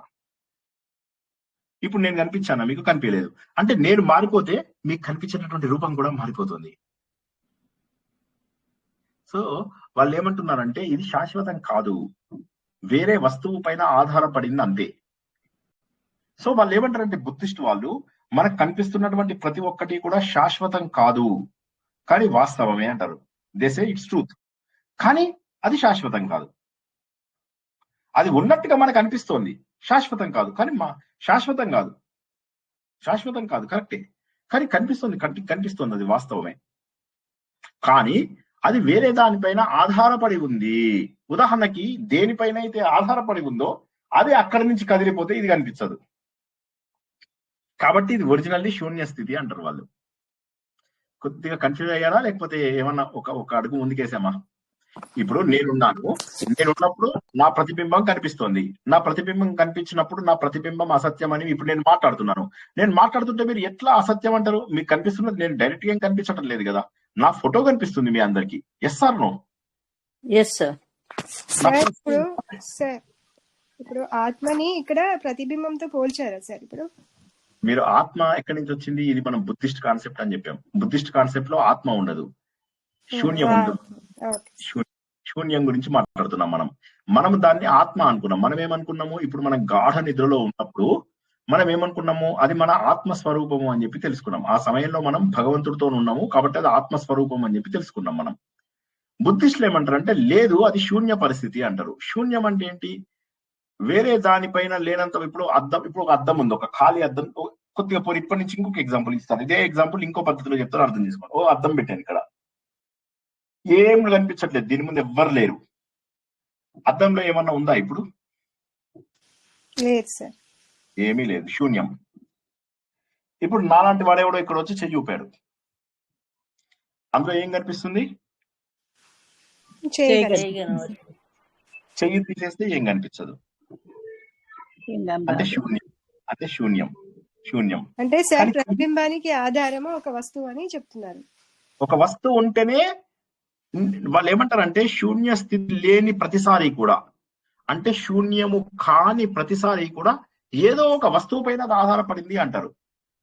వాళ్ళు ఏమంటారంటే ఉదాహరణకి నువ్వు చీకట్లో నిలబడ్డావు, చీకట్లో నిలబడితే నువ్వు ఎవరికి కనిపిస్తావు? వెలుతురు వేస్తే నీ మీద కనిపిస్తావు. Yes or no? వాళ్ళు ఏమంటారంటే ఇది బేసికల్ గా ఈ ఎగ్జాంపుల్ లో మనం ఏం తెలుసుకుంటున్నాం అంటే, ఈ ఎగ్జాంపుల్ లోపల ఆత్మ అనేటటువంటిది లేదు. కనిపించేదంతా కూడా అశాశ్వతమా? అశాశ్వతమే, పర్మనెంట్ కాదు. అది కూడా ఒప్పుకుంటారు వాళ్ళు. కానీ వాళ్ళు ఏమంటారంటే అసత్యమా అంటే ఒప్పుకోరు వాళ్ళు. ఇప్పుడు వాళ్ళు ఏమంటారు, లేదు అది సత్యమే, అది సత్యమే. నాకు ఎందుకంటే ఉన్నదాలో చెయ్యి చూసా నేను. ఇప్పుడు శ్రీనివాస్ మాట్లాడుతుంటే నేను చూశాను. ఇప్పుడు మీకు ఎవరికైనా కూడా మీకు కంటికి కనిపిస్తున్న ప్రతిదీ అసత్యం అంటే మీరు ఎందుకు ఒప్పుకోలేకపోతున్నారు? ఇప్పుడు నేను కనిపిస్తున్నప్పుడు మీరు ఒప్పుకో ఎంత నేను ఆత్మబోధ చేసినా కూడా మీరు కంటికి కనిపించేదంతా కూడా అసత్యం అంటే ఒప్పుకోవడం ఎంత కష్టం. సో కాబట్టి ఏమవుతుందంటే Buddhist concept is very easy to understand. Buddhist concept is very easy to apply. మీరు ఒకసారి చూసినట్లయితే బుద్ధిస్ట్ కాన్సెప్ట్ ప్రకారం ఏంది, ఒక వస్తువుని ఇప్పుడు మీరు మీ ఇంట్లో నుంచి తలుపు తీసి లోపలికి వచ్చారు.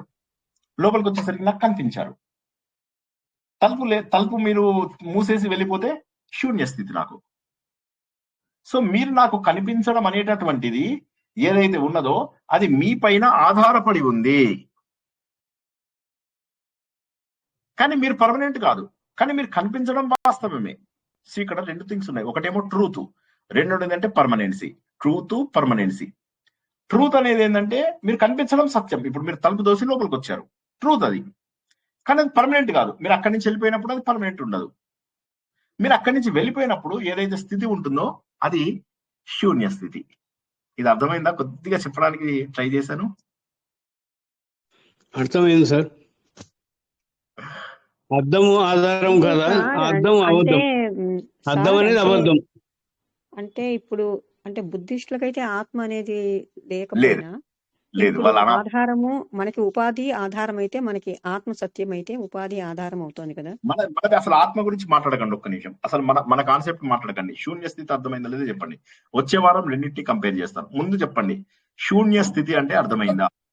సార్ ఇప్పుడు ప్రతిబింబం అనేది మనకి ట్రూత్ అని చెప్పారు, బట్ నాట్ పర్మనెంట్. కానీ పర్మనెంట్ కాదు. ఎప్పుడైతే ప్రతిబింబం వెళ్ళిపోయిందంటే అప్పుడు శూన్యం అన్నమాట. శూన్యమే కదా. దానికి అంటే పక్కన జరిగిందంటే nothing is there to show your image. అదేమైంది, ఏమీ చూపించడం లేదు. సో వాడు కూడా ఏమంటాడు అంటే మీరు గాఢ నిద్రలో ఉన్నప్పుడు అది ఏమీ చూపించడం లేదు అంటే అది శూన్య స్థితిలోకి వెళ్ళిపోయింది అంటాడు, జీరో స్టేట్కి వెళ్ళింది అంటాడు. అంటే వాళ్ళు చెప్పే లెక్క ఏంటంటే మీరు ఇట్లా జాగ్రత్త అవస్థలో ఉన్నప్పుడు మనసు బాగా కదులుతోంది. వాడు ఇట్లా అన్నాడు, వీడు ఇట్లా అన్నాడు, ఇట్లా అంది, నన్ను ఇంత బాధ పెట్టారు, నన్ను అంత బాధ పెట్టారు, ఇంత అయింది అంత అయింది, గింజుకొని పిసుక్కొని చచ్చిపోతాం. సార్ అక్కడ ఏదన్నా ఒక వస్తువు ఉంది అంటేనే కదా ప్రతిబింబం కనపడేది, అదేనా సార్? అవును, ఒక వస్తువు ఉంటేనే ప్రతిబింబం కనిపిస్తుంది. వాళ్ళు ఏమంటారంటే ఈ ప్రపంచంలో కనిపించేదంతా కూడా ఒక వస్తువు ఆధారంగా ఉన్నదే, కానీ ఆ వస్తువు కనుక వెళ్ళిపోతే శూన్య స్థితి అంటారు. అదే విధంగా వాళ్ళు కూడా ఏమంటారంటే నీ శరీరము నీ మనస్సు వెళ్ళిపోతే నీలో మిగిలేది ఏమి ఆత్మ గీత్మ ఏమి జాంతానే శూన్య స్థితిలోకి వెళ్ళిపోతావు నువ్వు అంటారు. జీరో స్టేట్ అంటారు వాళ్ళు దాన్ని. జీరో స్టేట్ అంటే ఏంటి? నేను ఇట్లా మెలకుగా ఉన్నప్పుడు నా మనస్సు బాగా చంచలంగా కదులుతుంది అనుకుందాం. స్వప్నంలో వచ్చినప్పుడు కొంత కదులుతుంది, నిద్రలోకి వచ్చినప్పుడు జీరో స్టేట్కి వచ్చేసింది. ఏది ఆధారం లేదు దానికి. ఆధారం లేనప్పుడు శూన్య స్థితిలోకి వచ్చేసింది. అదే నువ్వు అంటారు వాళ్ళు. అదే సార్, సుషుప్తి అవస్థలో ఎలా అయితే శూన్యంగా ఉంటామో శూన్యం అంటారు వాళ్ళు. ఏమంటారు అక్కడ ఆధారంగా ఏమీ లేదు. ఇప్పుడు అద్దం ఉంది, అద్దంలో ఒక వస్తువు కదిలే వరకు కూడా శూన్య స్థితా కాదా నాకు చెప్పండి. ఈ పాయింట్ అయితే అర్థం కావాలి కదా మీకు. అర్థం కాకపోవడానికి ఏముంది ఇందులో? అద్దంలో ఒక వస్తువు అక్కడ దగ్గర నుంచి వెళ్లే వరకు కూడా ఇది శూన్య స్థితే కదా. ఒక వస్తువు ఇక్కడికి వచ్చింది, ఇక్కడ వస్తువు వచ్చింది, వస్తే ఇది ట్రూతే. వస్తువు వచ్చింది కాబట్టి ఇందులో ఉన్న ఇమేజ్ కూడా ట్రూతే. ఇమేజ్ అబద్ధము. ఇప్పుడు ఫర్ ఎగ్జాంపుల్ దెయ్యాలు గనక అద్దం ముందు నుంచి వెళ్ళాయి అనుకోండి, మీ అందరికి తెలిసిన విషయమే కదా. దెయ్యాలు వెళ్తే ఏమైంది అద్దం ముందు నుంచి? అద్దం పగిలిపోతుంది. కనపడదు సార్ దెయ్యాలు. ఇప్పుడు మనం అందరం చూస్తూ ఉంటాం కదా, ఎన్ని రోజు వస్తుంటాయి. ఇప్పుడు 10 తర్వాత వస్తుంటాయి దెయ్యాలన్నీ కూడా. ఇప్పుడు ఇంట్లో ఏమన్నా ఒంటరిగా ఉన్న జాగ్రత్తగా ఉండండి, దెయ్యాలు ఇలా వస్తుంటాయి, తెల్లగా ఉంటాయి. సో కానీ మామూలు మనుషులు వెళ్తున్నప్పుడు వాళ్ళ ప్రతిబింబం లోపల కనిపిస్తుంది కదా. అంటే ఒక వస్తువుకి ఆధారంగా ఉన్నప్పుడు మాత్రం మనకు ఒక ప్రతిబింబం, ఇది పర్మనెంట్ కాదు. ప్రతిబింబం అనేది పర్మనెంట్ కాదు, బట్ ప్రతిబింబం అనేది శాశ్వతం అంటారు, సారీ వాస్తవం అంటారు. It's truth but it is not permanent. ఎప్పుడైతే ఇది పక్కకి వెళ్ళిపోయిందో ఇందులో మిగిలేది శూన్య స్థితి అంటారు. అదే విధంగా వాళ్ళు ఏమంటారంటే ఆత్మను ఒప్పుకోరు. ఇప్పుడు మనం ఏమంటాము, శరీరం పడిపోయింది, మనస్సు పడిపోయింది. అంటే శరీరం మనం వదిలేసాము, మనస్సు కూడా వెళ్ళిపోయి గాఢ నిద్రలోకి వెళ్ళిపోయాం. అప్పుడు శరీరం పనిచేయడం లేదు, మనసు పనిచేయడం లేదు, ఆలోచనలు లేదు. శరీరానికి ఎన్ని నొప్పులున్నా కూడా నాకు తెలియడం లేదు, ఎందుకంటే నేను శరీరం కాదు, నాకు తెలియడం లేదు. మానసికంగా ఎన్నో బాధలు ఉన్నాయి. వీడు తిట్టాడు, వాడు తిట్టాడు, వీడు ఇలా అన్నాడు, వాడు అలా అన్నాడు, ఈమె ఇట్లా చేసింది, ఆమె అసూయ పడింది, నా పిల్లల్ని అలా అంది, నేను వాళ్ళ ఇంట్లో ఎంతో చేశాను, ఉంటాయి కదా మీరు అందరూ రోజు చేసే పని. అవన్నీ ఏవైతుంటాయో అవన్నీ ఆలోచించకుండా వెళ్ళాను. వెళ్ళినప్పుడు ఏమైంది, ఒక చైతన్యం నా లోపల మిగిలింది అనేమో హిందువులు నమ్ముతారు. బుద్ధిస్టులు ఏమంటారంటే ఇంకేం చైతన్యం, అది శూన్య స్థితికి వచ్చేసింది, జీరోకి వచ్చేసింది అంటారు వాళ్ళు. 3వ లైన్ నేను ఎందుకు చదవలేకపోయానంటే నిర్వాణ దశకంలో ఈ శూన్య స్థితికి సంబంధించినటువంటిది అది. అందుకోసం ఇదంతా చెప్పాల్సి వచ్చింది. సారీ, 15 నిమిషాలు ఎక్కువ తీసుకున్నాను. వచ్చే వారం ఇంకో 15 నిమిషాలు తీసుకుని మళ్ళీ ఇదే కాన్సెప్ట్ చెప్తాను. మీన్ టైం మీరు కూడా గూగుల్ లోపల అక్కడ ఇక్కడ శూన్య స్థితి అంటే ఏంటి, బుద్ధిస్టులు చెప్పే శూన్య స్థితి అంటే ఏంటి, నాగార్జునుడి మాధ్యమిక వాదం గురించి తెలుసుకోండి వీలైన వాళ్ళు. నాగార్జున అంటే ఎవరు? గౌతమ బుద్ధుడి పేరు. గౌతమ బుద్ధుడు బాల్యంలో నాగార్జునుడు అని అంటారు కదా. కాదు, సిద్ధార్థుడు బాల్యంలో పేరు. నాగార్జునుడు ఎవరు? నాగేశ్వరరావు కొడుకు. కాదు, మీకు తెలుసు. ఏ జవాబు చెప్తే నేను ఒప్పుకుంటున్నా తెలుసు, కానీ నాగార్జునుడు అంటే నాగార్జున కొండ చూసారా మీరు? మన హైదరాబాద్ దగ్గర నాగార్జున సాగర్ అని, నాగార్జున కొండ అని ఉంది చూసారా? ఆయన హీనాయానము మహాయానము అని ఇట్లా ఉంటాయి. మళ్ళీ అందులోపల నుంచి వచ్చినటువంటి ఒక మాధ్యమిక వాదంని నాగార్జునుడు అని చెప్పేసి ఆయన తీసుకొచ్చారు అనమాట. ఆయన ప్రత్యేకమైనటువంటి కారికలు అవి కూడా రాశారు ఆయన. అందులోపల ఈ తత్వాన్ని రాశారు. వాళ్ళ ఆత్మను ఒప్పుకోరు. బుద్ధిస్టులు ఎంతసేపు కూడా ఏమంటారంటే శూన్యం అని చెప్తారు అంతే. నువ్వు ఎలాంటోడివి, మంచోడువా చెడ్డోడువా ఇవేం లేవు, శూన్య స్థితికి వెళ్ళిపోతావు అంతే. అద్దం ముందు ఏమి కనిపించినప్పుడు ఎట్లా ఉంది అంతే, ఇప్పుడు శూన్యంకి వచ్చావు నువ్వు. మనం ఏమంటాము, లేదు ఆ నిద్రపోతున్నప్పుడు నాలో ఏదో చైతన్యం నన్ను సాక్షిభూతంగా చూస్తుంది అని చెప్తున్నావు. నిద్రపోతున్నప్పుడు నాలో ఏదో సాక్షిభూతంగా ఉంది, నేను చనిపోలేదు, నేను శూన్య స్థితికి రాలేదు, నేనున్నాను, నిద్రలో కూడా నేనున్నాను. వాళ్ళు ఏమంటారు, నువ్వు నిద్రలో లేవు, ఏం లేవు. నిద్రలో ఉంటే నీకు తెలియాలి కదా, నాకు తెలియదు, కానీ ఒక చైతన్యం అయితే ఉంది అని చెప్పి మనం ఒప్పుకుంటాం. ఈ కాన్సెప్ట్ అర్థమైందా మీకు? వీళ్ళేమో ఆత్మ ఉంది అంటారు, వీళ్ళ ఆత్మ లేదు అంటారు. మనమేమో నిద్రపోతున్నప్పుడు, ఇప్పుడు మీరు ఒకటే గుర్తుంచుకోండి, మీకు అద్వైతం అర్థం కావాలంటే నిద్రపోవడం అర్థం కావాలి. బాగా నిద్రపోయినోడికి మాత్రమే ఇవి అర్థమవుతాయి. ఇలా బాగా నిద్రపోయిన వాళ్ళు ఎవరైనా ఉంటే వాళ్ళకి అర్థం కాదు, మస్తు నిద్రపోయే వాళ్ళు ఎవరైనా ఉంటే వాళ్ళకి ఫుల్ గా అర్థమవుతుంది ఇది. సో నాలాగా డీప్ స్లీప్, నాకు ఎట్లా 20-30 సెకండ్లలో నేను డీప్ స్లీప్ లోకి వెళ్ళిపోతా. సార్ మరి బుద్ధిజం వాళ్ళు అసలు ఆత్మే లేదంటారా సార్? పరమాత్మే లేదంటారా? ఓన్లీ ఉన్నది శూన్యమే అంటారా? కరెక్ట్ కరెక్ట్ కరెక్ట్ కరెక్ట్, శూన్యం. అందువల్ల ఏమైపోయిందంటే బుద్ధిస్ట్ రిలీజన్ చాలా వరకు మన దాంట్లో వచ్చినదే అయినప్పటికీ కూడా వాళ్ళు ఈ కాన్సెప్ట్ ఒప్పుకోరు, వాళ్ళ ఆత్మ కాన్సెప్ట్ ఒప్పుకోరు. అందువల్ల ఏమైంది, వాళ్ళు మన వేదాలను ఒప్పుకోరు.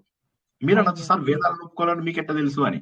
ఎందుకు ఒప్పుకోరంటే వాళ్ళు మన వేదాలలో ఏం చెప్పాడు, మనం ఆత్మస్వరూపులము అని చెప్పాడు. అహం బ్రహ్మ, తత్వమసి, అయమాత్మ బ్రహ్మ, ఈ ఆత్మ ఏదైతే ఉందో అదే బ్రహ్మ అని. మన ఆత్మతత్వం అంతా కూడా మనకు హిందూ ధర్మంలో ఉంది, కానీ బుద్ధిస్టులో ఆత్మతత్వం లేదు, అనాత్మతత్వం ఉంది. వాడు ఏమంటారు అంటే శూన్య స్థితి అంటారు, వాడు జీరో స్టేట్ అంటాడు, ఆ జీరో స్టేట్. కానీ మనం ఏంటి, అదే సున్నాని మనము పూర్ణ స్థితి అంటాము, మహోన్నతమైనటువంటి స్థితి అని మనం అంటాం. వాడేంటంటే పనికిరాని స్థితి అని వాళ్ళు అంటున్నారు, మనమేమో గొప్ప స్థితి అని మనం అంటున్నాం. కొద్దిగా అర్థం చేయించగలిగానా? సార్ బాగా బోధి కింద అర్థమైంది సార్, కూర్చొని బాగా అర్థమైంది. తెలుసుకున్నది ఇదే ఏంటమ్మా? అంటే బుద్ధి ప్రసన్న ప్రసన్న బుద్ధి చెప్పు, ప్రసన్న చెప్పు, నాకు అర్థం. లేదు ప్రసన్న సార్, బోధి వృక్షం కింద కూర్చొని ఆయన తెలుసుకున్నది ఇదేనా సార్ ఇప్పుడు? నో బోధి వృక్షం దగ్గర ఆయన రియలైజ్, ఇప్పుడు ఒకటి ఏంటంటే ఎవరైనా రియలైజ్ అవ్వచ్చు లైఫ్ లోపల, ఆలోచించే ప్రతి ఒక్కడు రియలైజ్ అవుతాడు. ఆలోచన లేనిది మీకు ఎవరికి అనిపించలేదా? మీకు ఎప్పుడైనా మీ మీ మీ సంబంధికులు కానీ ఎవరైనా కానీ చనిపోయినప్పుడు కానీ ఇట్లా అయినప్పుడు కానీ ఇదే నా జీవితం అని అనిపించలేదా? లేకపోతే కష్టం వచ్చినప్పుడు, దుఃఖం అనిపించినప్పుడు, మనం చేసినటువంటి అనుకున్న ఫలితాలు రానప్పుడు అప్పుడు అనిపించదా ఇదే నా జీవితం, ఇదే నా శాశ్వతం? అదే విధంగా మనం చాలా ఫ్రెండ్షిప్ చేసిన వాళ్ళు, మనం ప్రాణానికి ప్రాణంగా ఉన్న వాళ్ళు మన చాటుగా గోతులు తవ్వుతున్నప్పుడు అప్పుడు ఇదే నా జీవితం, ఏం సాధిస్తాం ఈ జీవితంలో అని అనిపించదా? పిల్లల్ని బాగా ప్రేమగా పెంచుతాం, వాళ్ళు మంచిగా చూసుకోకపోతే ఎట్లా అనిపిస్తుంది? సమాజంలో మనం ఎంతో బాగుంటాం, వాళ్ళు మనతో ఉండకపోతే ఎట్లుంటది? తల్లిదండ్రులు ఎంతో ప్రేమగా చూసుకుంటాం, వాళ్ళు మనం మంచిగా చూసుకోకపోతే ఎట్లుంటది? బంధువులతో ఎంతో ప్రాణాతి ప్రాణంగా ఉంటాం, వాళ్ళు మనతో బాగుండకపోతే ఎట్లా ఉంటది? When there is no reciprocation ఏమనుకుంటారు మీరు? అప్పుడు వైరాగ్యం వచ్చేయాలి. వైరాగ్యం వచ్చి ఇదేనా మరి నేను ఎవరిని? వీళ్ళందరి కోసం నేను జీవితాన్ని అనుభవిస్తూ నేను ఎవరినో తెలుసుకోలేకుండా పోతున్నాను, మరి నేను ఎవరిని? కానీ చాలా మందికి ఏమైతుంది, తెలుసుకునేసరికి ముసలితనం వస్తుంది. ముసలితనం వచ్చిన తర్వాత ఏమైతే, ఇప్పుడు మనం అందరం ఏమనుకుంటాం, ముసలితనం వస్తుంది, నా కొడుకు కాపాడతాడు, కూతురు కాపాడుతుంది, చుట్టాలు కాపాడతాడు. ఇప్పుడు మా అమ్మ ఫోన్ చేసి చెప్తుంది, ఒరే ఇవాళ ఇడ్లీలు వచ్చాయిరా, దాంట్లోపల చట్నీ చాలా బాగుందిరా, తర్వాత ఇంకొకళ్ళు ఎవరితో చుట్టాల విషయం వెళ్ళి వాళ్ళు ఇవాళ ఫలానా ఊరు వెళ్ళారట, ఇంకోళ్ళ చుట్టాల విషయం అని చెప్పి వాళ్ళు ఇలా వెళ్ళారట అంటది. నేనంటది ఎందుకమ్మా ఇవన్నీ? అనాత్మాశ్రయాత్ అని చెప్పేసి నేను చెప్పాను అనుకో, సరే వెదవా ఇప్పుడు నాకే చెప్పొచ్చావా అంటుంది. అవునా?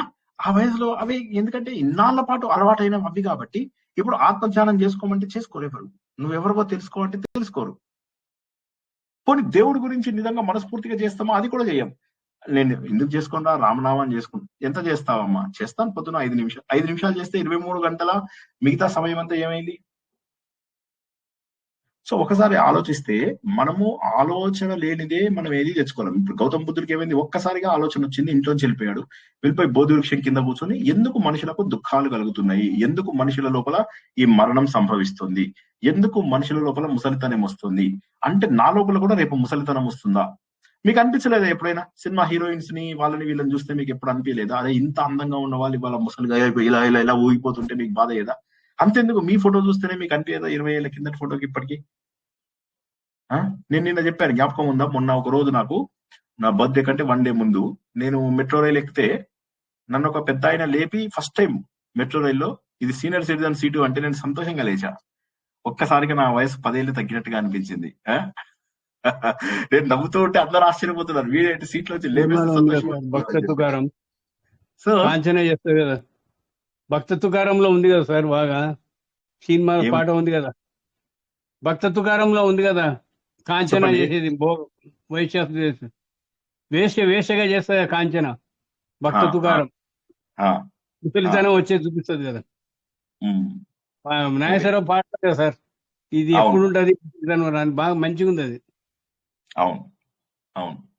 సో కాబట్టి మన శరీరం ముడతలు పడిపోయినటువంటి శరీరాన్ని చూస్తుంటే బాధ అనిపించదా? చిన్నప్పుడు ఇలా బాల్యంగా ఉన్నాము, ఒక చిన్న ఫోటో చూసి మనకు బాధ అనిపించదా? ఒకసారి చూడండి, అంటే ఎట్లా అనిపిస్తుంది మనకు, ఎంత బాధపడుతుంటాం మనం ఒక్కొక్కసారి జీవితం లోపల చూపిస్తా. అంటే మనము ఆలోచించాలి ఏంటంటే ఇంత ఫాస్ట్ గా అయిపోయిందా జీవితం, ఇంత ఫాస్ట్ గా అయిపోయిందా?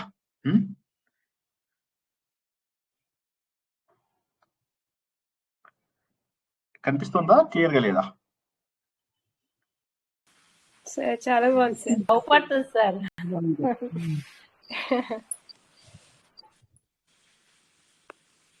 మీరేనా సార్ అది? ఎవరు అది? ఇంకెవరు? ఇంకెవరిదో ఎందుకు చూపిస్తారండి? ఇప్పుడు ఇప్పుడు ఇప్పుడు రెండు పక్కన చూస్తే మీకు బాధ అయ్యట్లేదా? అంటే బాధ ఎప్పుడు వేస్తుంది? నీ శరీరం నేను అనుకుంటే బాధ వేస్తుంది కదా. జీవితం లోపల మనం ఏంటంటే సత్యాన్ని ఒప్పుకోవడానికి ఇష్టపడం, సత్యాన్ని ఒప్పుకోవడానికి మనము జీవితంలో ఇష్టపడం. మనం ఏమనుకుంటాం, ఈ శరీరమే శాశ్వతము అనుకుంటాము. అందులో ఉన్న క్యూట్ పిల్లోడికి ఇప్పుడు నాకు ఏమన్నా ఇది ఉందా, నేను అది అంటే ఎవరైనా నమ్ముతారా? చిన్నప్పుడు నాకు 5 ఏళ్ల వరకు కూడా ఆడపిల్లల్లాగానే పెంచారు నన్ను. మా అమ్మకి 3వ ఆడపిల్ల పుడితే బాగుందని బాగా కోరిక ఉండే. 2 మగపిల్లలు పైన 3వ ఆడపిల్ల పుట్టాలని బాగా కోరిక అయితే అప్పుడు ఎవరో చెప్పారనమాట, ఆంధ్ర మహిళా సభలో జాయిన్ అయితే అందరికి ఆడపిల్లలే పుడతారు అని చెప్పేసి. మా అమ్మ వెళ్ళి జాయిన్ అయింది, అందరికి ఆడపిల్లలే పుట్టారు, మా అమ్మకు మాత్రం మగపిల్లడు పుట్టాడు. సో ఇది ఏంటంటే ఇదంతా కూడా ఎంత ఫాస్ట్ గా జరిగిపోయింది లైఫ్. ఒక్కసారి జీవితం ఎంత ఫాస్ట్ గా జరిగింది. ఇది అశాశ్వతం కాదని ఎలా అంటారు వీరు? ఖచ్చితంగా ఇది అశాశ్వతమే. జీవితం అనేటటువంటిది ఒక గాలి బుడగ, క్షణభంగురము అనేటటువంటి మాట ఏదైతే ఉందో అది చాలా సత్యము. 18 ఏళ్ల కింద నేను సాధన మొదలెట్టాను. 18 ఏళ్ల కింద నేను నా ఫౌండేషన్ స్టార్ట్ చేశాను. నేను స్పిరిచువల్ 2 దారులు ఎన్నుకున్నాను. నాకు సూట్ అయ్యే 2 దారులు ఎన్నుకున్నాను. ఇవాళ 18 ఏళ్ళు గడిచిపోయింది. ఇంకొక 18 ఏళ్ళు నేను ఉంటానా? 18 నెలలు ఉంటానా? 18 రోజులు ఉంటానా? 18 గంటలు ఉంటానా? 18 నిమిషాలు ఉంటానా? 18 క్షణాల తర్వాత నేను ఉంటానా? ఇలా ఆలోచించగలిగినప్పుడు మాత్రమే మన లోపల వైరాగ్యం అనేటటువంటిది వస్తుంది. అయితే బుద్ధిస్టులకు మనకు తేడా ఏంటంటే, ఆయన పాపం బాగా బోధి వృక్షం కింద కూర్చొని ఆలోచించి ఆయన ఏంటంటే దుఃఖాలకు కారణం ఏంటి, మనలో మార్పులకు కారణం ఏమిటి, ఇదే నా జీవితం, కనిపించే ప్రతి ఒక్కటి ఇదే నా జీవితం అని చెప్పి మొత్తం శాశ్వతమైనటువంటి బంధములన్నింటి, శాశ్వతమని మనం అనుకునేటటువంటి బంధములను ఆయన వదిలేసేసి వెళ్ళిపోయి చెట్టు కింద కూర్చొని తపస్సు చేస్తూ కూర్చుంటే అప్పుడు ఆయనకు రియలైజ్ అయింది ఏంటంటే, మనుషుల లోపల కోరికలు ఏవైతే ఉన్నాయో అవే బంధాలకు మూల కారణము. కోరికలు తీసేసినప్పుడు మనిషి చనిపోయిన తర్వాత ఎలా ఉంటాడో, చనిపోయే ముందు జీవితం అంతా కూడా అదే రకంగా ఆనందంగా ఉండగలడు అని చెప్పి అప్పుడు ఆయన తను తెలుసుకున్నటువంటి సత్యాలన్నింటినీ కూడా వెళ్ళినోళ్ళు. ఇక్కడ చాలా మంది కాశీకి వెళ్ళారు కదా, కాశీ లోపల సారనాథ్ అని ఒక ప్లేస్ ఉంది. బోధగయ లోపల ఆయనకి జ్ఞానోదయం అవుతుంది అన్నమాట. అక్కడి నుంచి ఆయన సారనాథ్ కి వెళ్తారు. సారనాథ్ కి వెళ్ళి అక్కడ తన మొట్టమొదటి ప్రవచనం ఇస్తారు అనమాట. సో అది సారనాథ్ లోపల మీరు అందరూ చూసే ఉంటారు, మీకు నేను చెప్పేది ఏంటి కానీ. సో అట్లాగా అక్కడికి వెళ్ళి ఆయన చెప్తారనమాట. ఏంటి అంటే ఇది తత్వం అని చెప్పేసి గుర్తించగలిగారు ఆయన. ఏంటంటే ఇదంతా కూడా లేదు, కానీ అందులో చిన్న తేడా ఏంటంటే వాళ్ళ ఆత్మ ఉంది అనే విషయాన్ని ఒప్పుకోరు, వాళ్ళది శూన్య స్థితి అని చెప్పేసి చెప్పేస్తారు. మనం ఏమంటామండి, మన వేదాలని, కాబట్టి వాళ్ళు వేదాలని ఫాలో అవ్వడం ఇష్టపడతారు వాళ్ళు. కానీ మనం ఏమంటాము, వేదాల ప్రకారము ఆ శూన్య స్థితి అని ఏదైతే స్థితిని వాళ్ళు అన్నారో అది ఆత్మస్థితి అని చెప్పేసి మనకు వేదాలు చెప్తాయి. సో ఇప్పుడు మనం హిందూ ధర్మం నమ్మితే వేదాలను నమ్మాలి. వేదములను నమ్మే మతములను ఆస్తిక మతములు అంటారు. వేదములను నమ్మని మతములను నాస్తిక మతములు అంటారు. దేవుడు ఉన్నాడా లేదా అనే దాన్ని ఆస్తిక నాస్తిక అనరు. యాక్చువల్ గా ఆస్తికులకు నాస్తికులకు తేడా ఏంటంటే, వేదమును నమ్మేవాడిని ఆస్తికుడు అంటారు, వేదమును నమ్మకపోతే నాస్తికుడు అంటారు. మన మతంనే వైదిక మతం. పురాణాలు, రామాయణ, మహాభారతాలు ఇవన్నీ తర్వాత మనకు అందినవి, కానీ మన మతమే వైదిక మతం. మన ధర్మమే సనాతన ధర్మము. సనాతనం కాబట్టి నేను కూడా సనాతనుడనే, ఎప్పటి నుంచో ఉన్నటువంటి వాడిని అన్న సత్యాన్ని తెలుసుకోవాలి. ఆత్మసుఖము వీడిని ఆట కొరకు పాత్ర పోషణ చేసి తీసూత్రధారి విశ్రమించదని పాదం ఆశ్రయించి పరమ కరుణాంతలంగా శ్రీ పాండురంగ. జై శ్రీకృష్ణ. నాకు తెలుసు కొద్దిగా నిర్వాణ దశ కష్టమని, నేనేం అనుకోను, మీకు అర్థం కాదు. కొద్దిగా 2 సార్లు 3 సార్లు నేను మాటి కిందకి చెప్తాను. 2 సార్లు 3 సార్లు వినాలంటే కాన్సెప్ట్ మీకు అర్థం కావాలి కదా. ఫస్ట్ కాన్సెప్ట్ అర్థం చేసుకోండి కాస్త, వీలైనంత వరకు 2 సార్లు 3 సార్లు. ఎవరికైనా ప్రశ్నలు ఉంటే అడగండి. సార్ ఒక్క సెకండ్ సార్.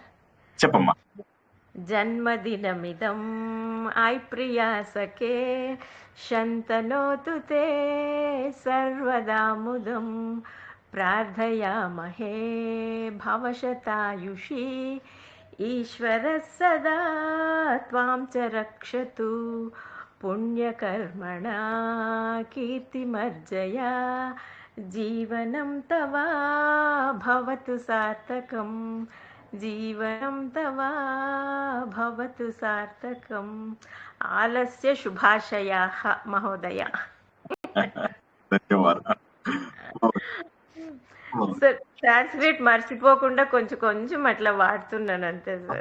తప్పకుండా. ఆయన సాంస్క్రిట్ ప్రతిసారి మీరు ఏం చేస్తారంటే ఈ శ్లోకంలోని చదువుతూ ఉంటారు. ఇప్పుడు మనం నేర్పిస్తున్న శ్లోకాలు ఉన్నాయి కదా, ఈ శ్లోకంలోని చదువుతుంటే మీరు అసలు ఏది మర్చిపోరు. ఈ శ్లోకంలో ఏవైతే ఉన్నాయో ఇందులోపల అద్భుతమైనటువంటి విషయాలను మనము నేర్చుకుంటూ ఉన్నాము.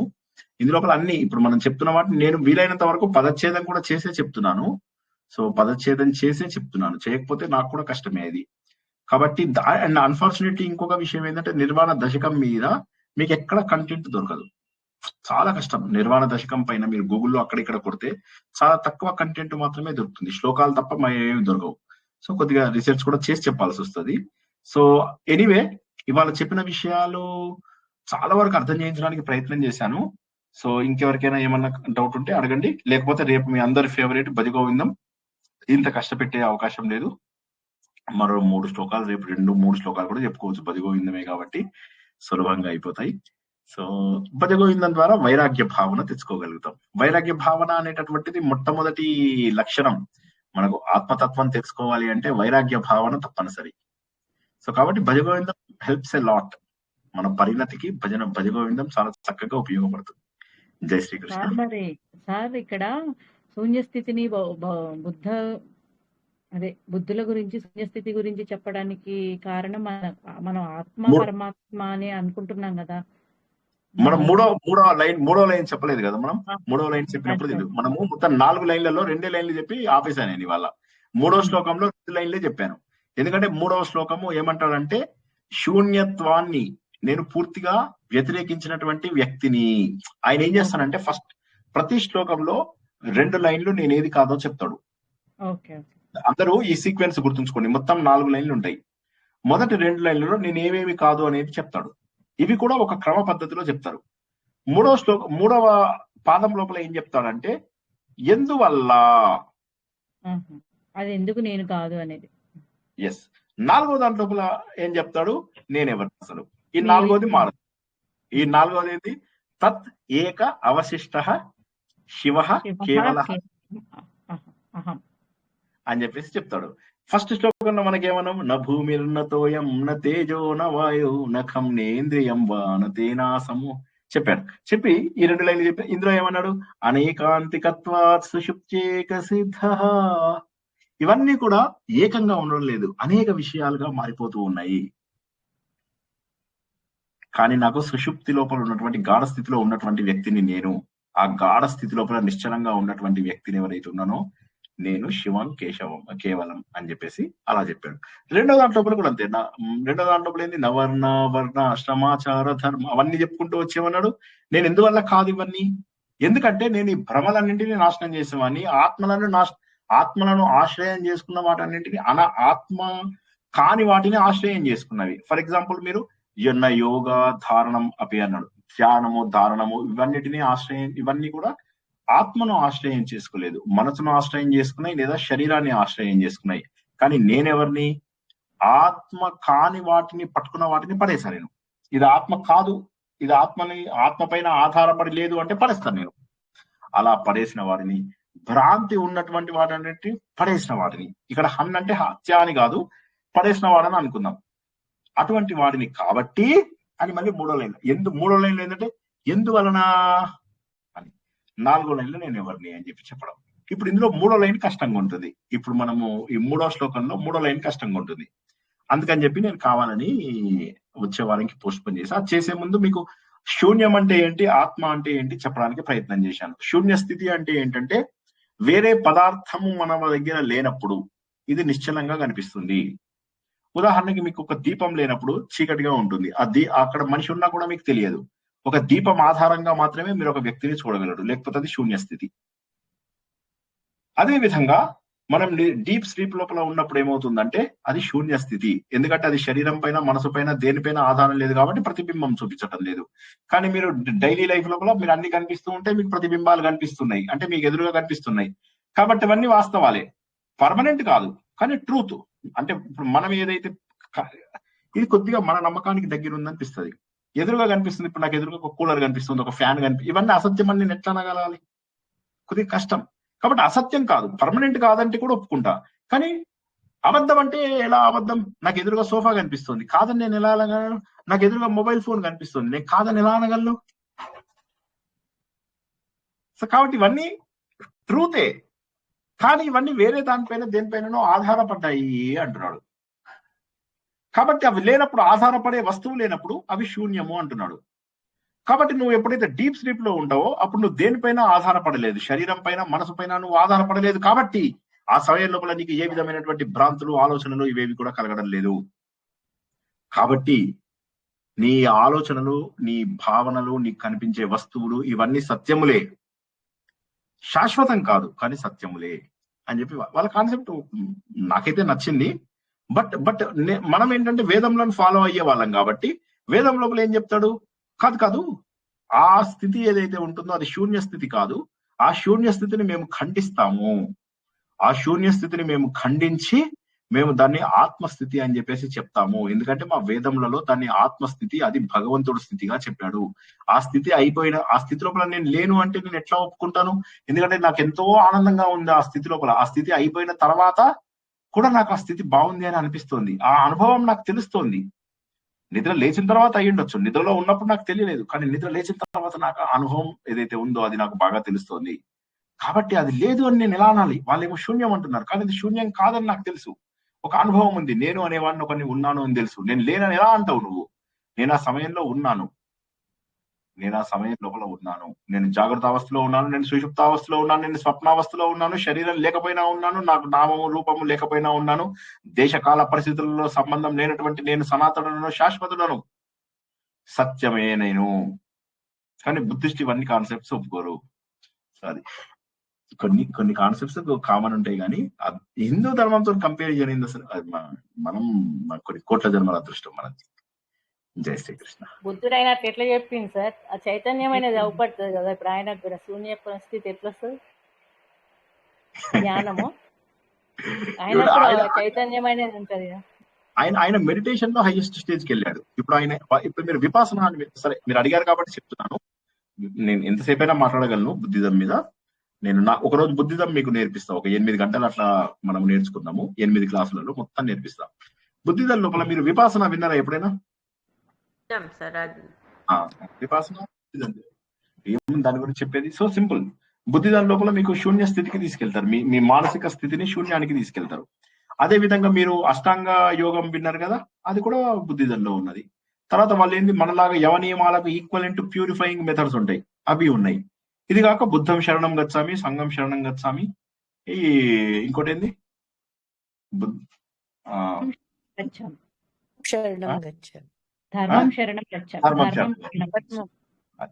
పడుకోలే, మీరు ఎవరు పడుకోలే. Very good.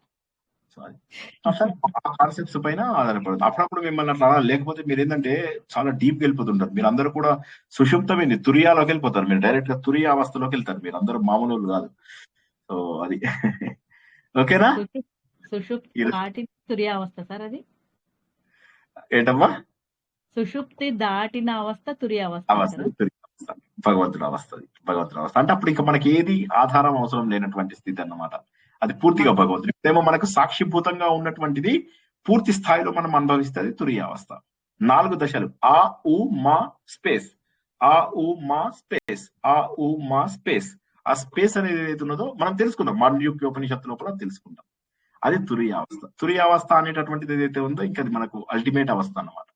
సో ఇప్పుడు మీరు అందరూ కూడా ఏంటంటే నా ప్రవచనం విని తురియావస్థలోకి వెళ్ళిపోతున్నారు అని నేను సంతోషపడుతున్నా. కానీ యాక్చువల్ గా అక్కడ తెలిసేది ఏంటంటే మీరు నిద్రావస్థలోనో స్వప్నావస్థలోనో ఉంటున్నారు అని చెప్పి నాకు సార్. మీరు స్వప్నావస్థలో ఉన్నామని మీ ఉద్దేశం సార్. అంతే అంటదా?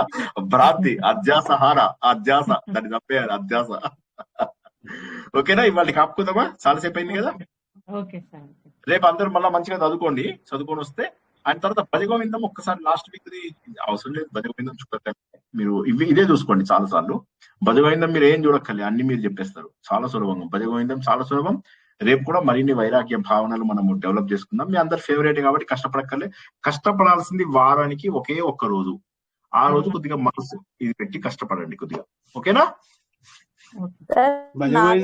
యూట్యూబ్ లో చూస్తాం, మీరు చెప్పినంత నీట్ గా ఉండదు సార్. ఆచార్య నాగార్జున. ఇందాక మీరు నాగార్జునుడు అని చెప్పారు కదా, ఆచార్య నాగార్జున మన నాగార్జున సాగర్ దగ్గర పెద్ద టెంపుల్ ఉంటుంది, అదేనా సార్ మీరు చెప్పింది? దాన్ని నాగార్జునవాదం అంటారు. ఈనాయానం మహాయానం అని. హైదరాబాద్ లో ఉండే వాళ్ళు వెళ్ళండి, తప్పకుండా వెళ్ళండి, ఎవరు మిస్ అవ్వకండి. హైదరాబాద్ లో ఉన్న వాళ్ళు తప్పకుండా వెళ్ళండి నాగార్జున కొండకి. అండ్ ఇంకోటి ఏంటంటే బుద్ధిజం అనేటటువంటిది ఇండియాలో చాలా చోట్ల వెళ్ళింది, చాలా చోట్ల ప్రసారం ఇదైంది.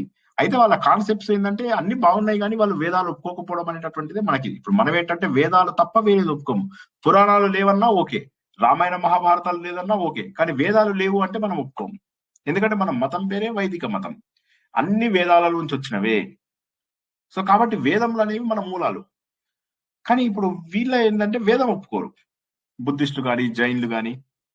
సో ఆ మతాలు మనలోంచి, సిక్కులు కానీ వీళ్ళందరూ మనలోంచి వచ్చినప్పటికీ కూడా వాళ్ళు ఏంటంటే మనలాంటి కాన్సెప్ట్స్ లేవు వాళ్ళ దగ్గర, మనలోంచే వచ్చారు. అందుకని మనలో ఉన్నట్లుగానే వాళ్ళు శాంతిగా ఉంటారు. వాళ్ళతో మనకి ఎప్పుడు బుద్ధిస్టులతోని, జైనులతోని, సిక్కులతోని చాలా తక్కువ ప్రాబ్లమ్స్ ఉంటాయి మీకు, చాలా అంటే నెగ్లిజిబుల్. మీరు అదే తుర్కోళ్ళతో చూసుకోండి, రోజు ఎప్పుడు ప్రాబ్లమ్సే. ఓకేనా? సరే, మనము రేపు మాట్లాడుకుందాం. ఇంకా చాలా టైం అయింది, అందరు పడుకోండి. మా పిల్లలు కూడా ఏదైనా సినిమా చూద్దాం అంటున్నారు. నిన్న నా ఫేవరెట్ సినిమా నిన్న యాక్చువల్ గా ప్రవచనం చెప్పకపోవడం స్టార్ట్ చేద్దామని ప్లాను. సో నిన్న ఏంటంటే ప్రవచనము అదే చెప్పకపోవడానికి కారణము మా RSS పని కాదు.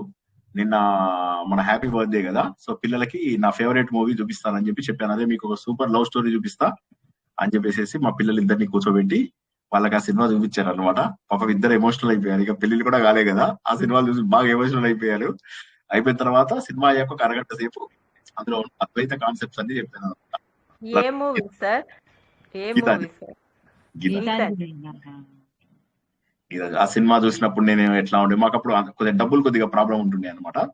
సో నేను అయినా కూడా సినిమా థియేటర్ లో ఎక్కువ సార్లు చూడాలి. నేను అప్పటి వరకు సినిమాని ఒకసారి చూడటమే గగనం. అది కాక మా అన్నయ్యలకు ఇద్దరికి వచ్చిన ఫ్రీడమ్ కూడా నాకు ఎక్కువ ఇవ్వలేదు. నేను లాస్ట్ అవడంతో ముద్దు ఎక్కువ, కానీ డబ్బు విషయంలో కొద్దిగా ఫ్రీడమ్ తక్కువ. దాంతో ఏమైందంటే నేను ఇంజనీరింగ్ కాలేజ్ లో ఉన్నప్పుడు వచ్చింది అనమాట అది. అప్పుడు సినిమాకి మాకు ఆ 5 రూపీసే మాకు గగనం అయిపోయేది. సో ఏదో ఒక కారణం చెప్పి అట్లా డబ్బులు ఇవి చేసుకొని వెళ్తుండేవాడిని మొత్తం మీద ఆ సినిమాకి. అట్లా ఆ రోజుల్లో 15-20 సార్లు థియేటర్ లో చూశాను ఆ సినిమాని.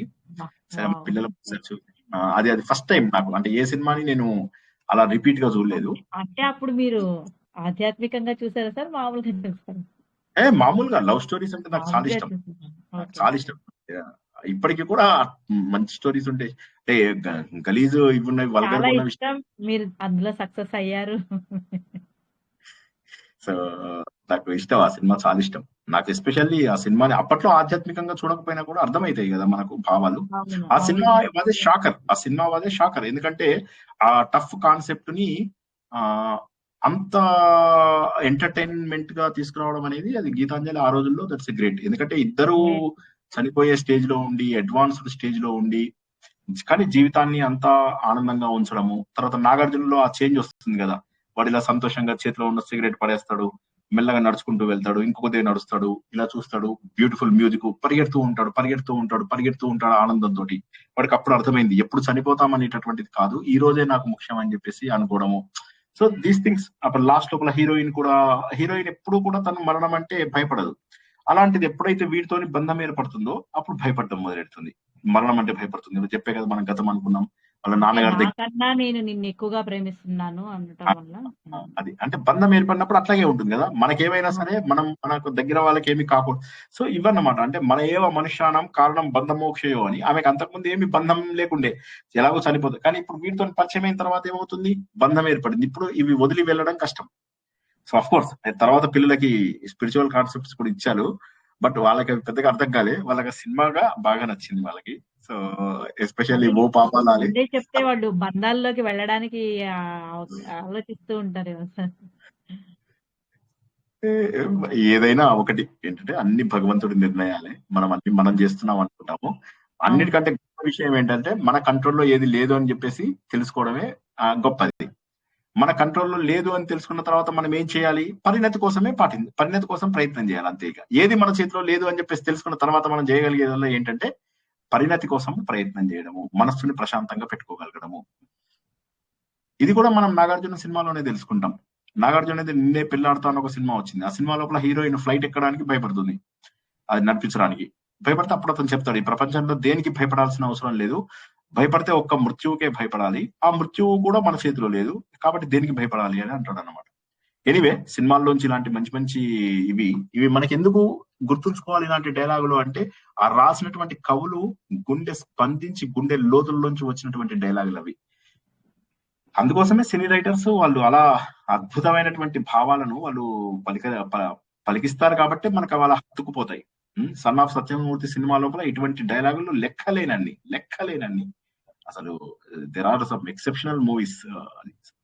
ఎనీవే మూవీల గురించి మాట్లాడితే మీకు తెల్లాడుతుంది కానీ సో అందరం కూడా ఆలోచన ద్వారా భగవంతుడి వైపు చేరుకోవాలని, ఆలోచన ద్వారా మాత్రమే మనము మోక్ష సాధనకు ప్రయత్నం చేస్తామని, వైరాగ్య భావన అనేటటువంటిది తొందరలో అలవర్చుకోకపోతే చివరిలో కష్టమవుతుంది అనేటటువంటి సత్యాలను తెలుసుకున్నాము. శూన్యవాదం గురించి ఈ రోజు తెలుసుకున్నాము. శూన్యవాదంకి ఆత్మతత్వంకు ఉన్న సంబంధాన్ని వచ్చే వారము మనం తెలుసుకున్నాము. అందరికీ కూడా ఈ తత్వం చక్కగా అర్థం అవ్వాలని ఆశిస్తూ ఈ రోజు ప్రవచనాన్ని ఇక్కడికి ముగించుకుందాం. రేపు రాత్రి 9 గంటలకు పునర్దర్శనం. భజగోవిందం. జై శ్రీకృష్ణ. జై శ్రీకృష్ణ సార్. జై శ్రీకృష్ణ సార్. శుభరాత్రి.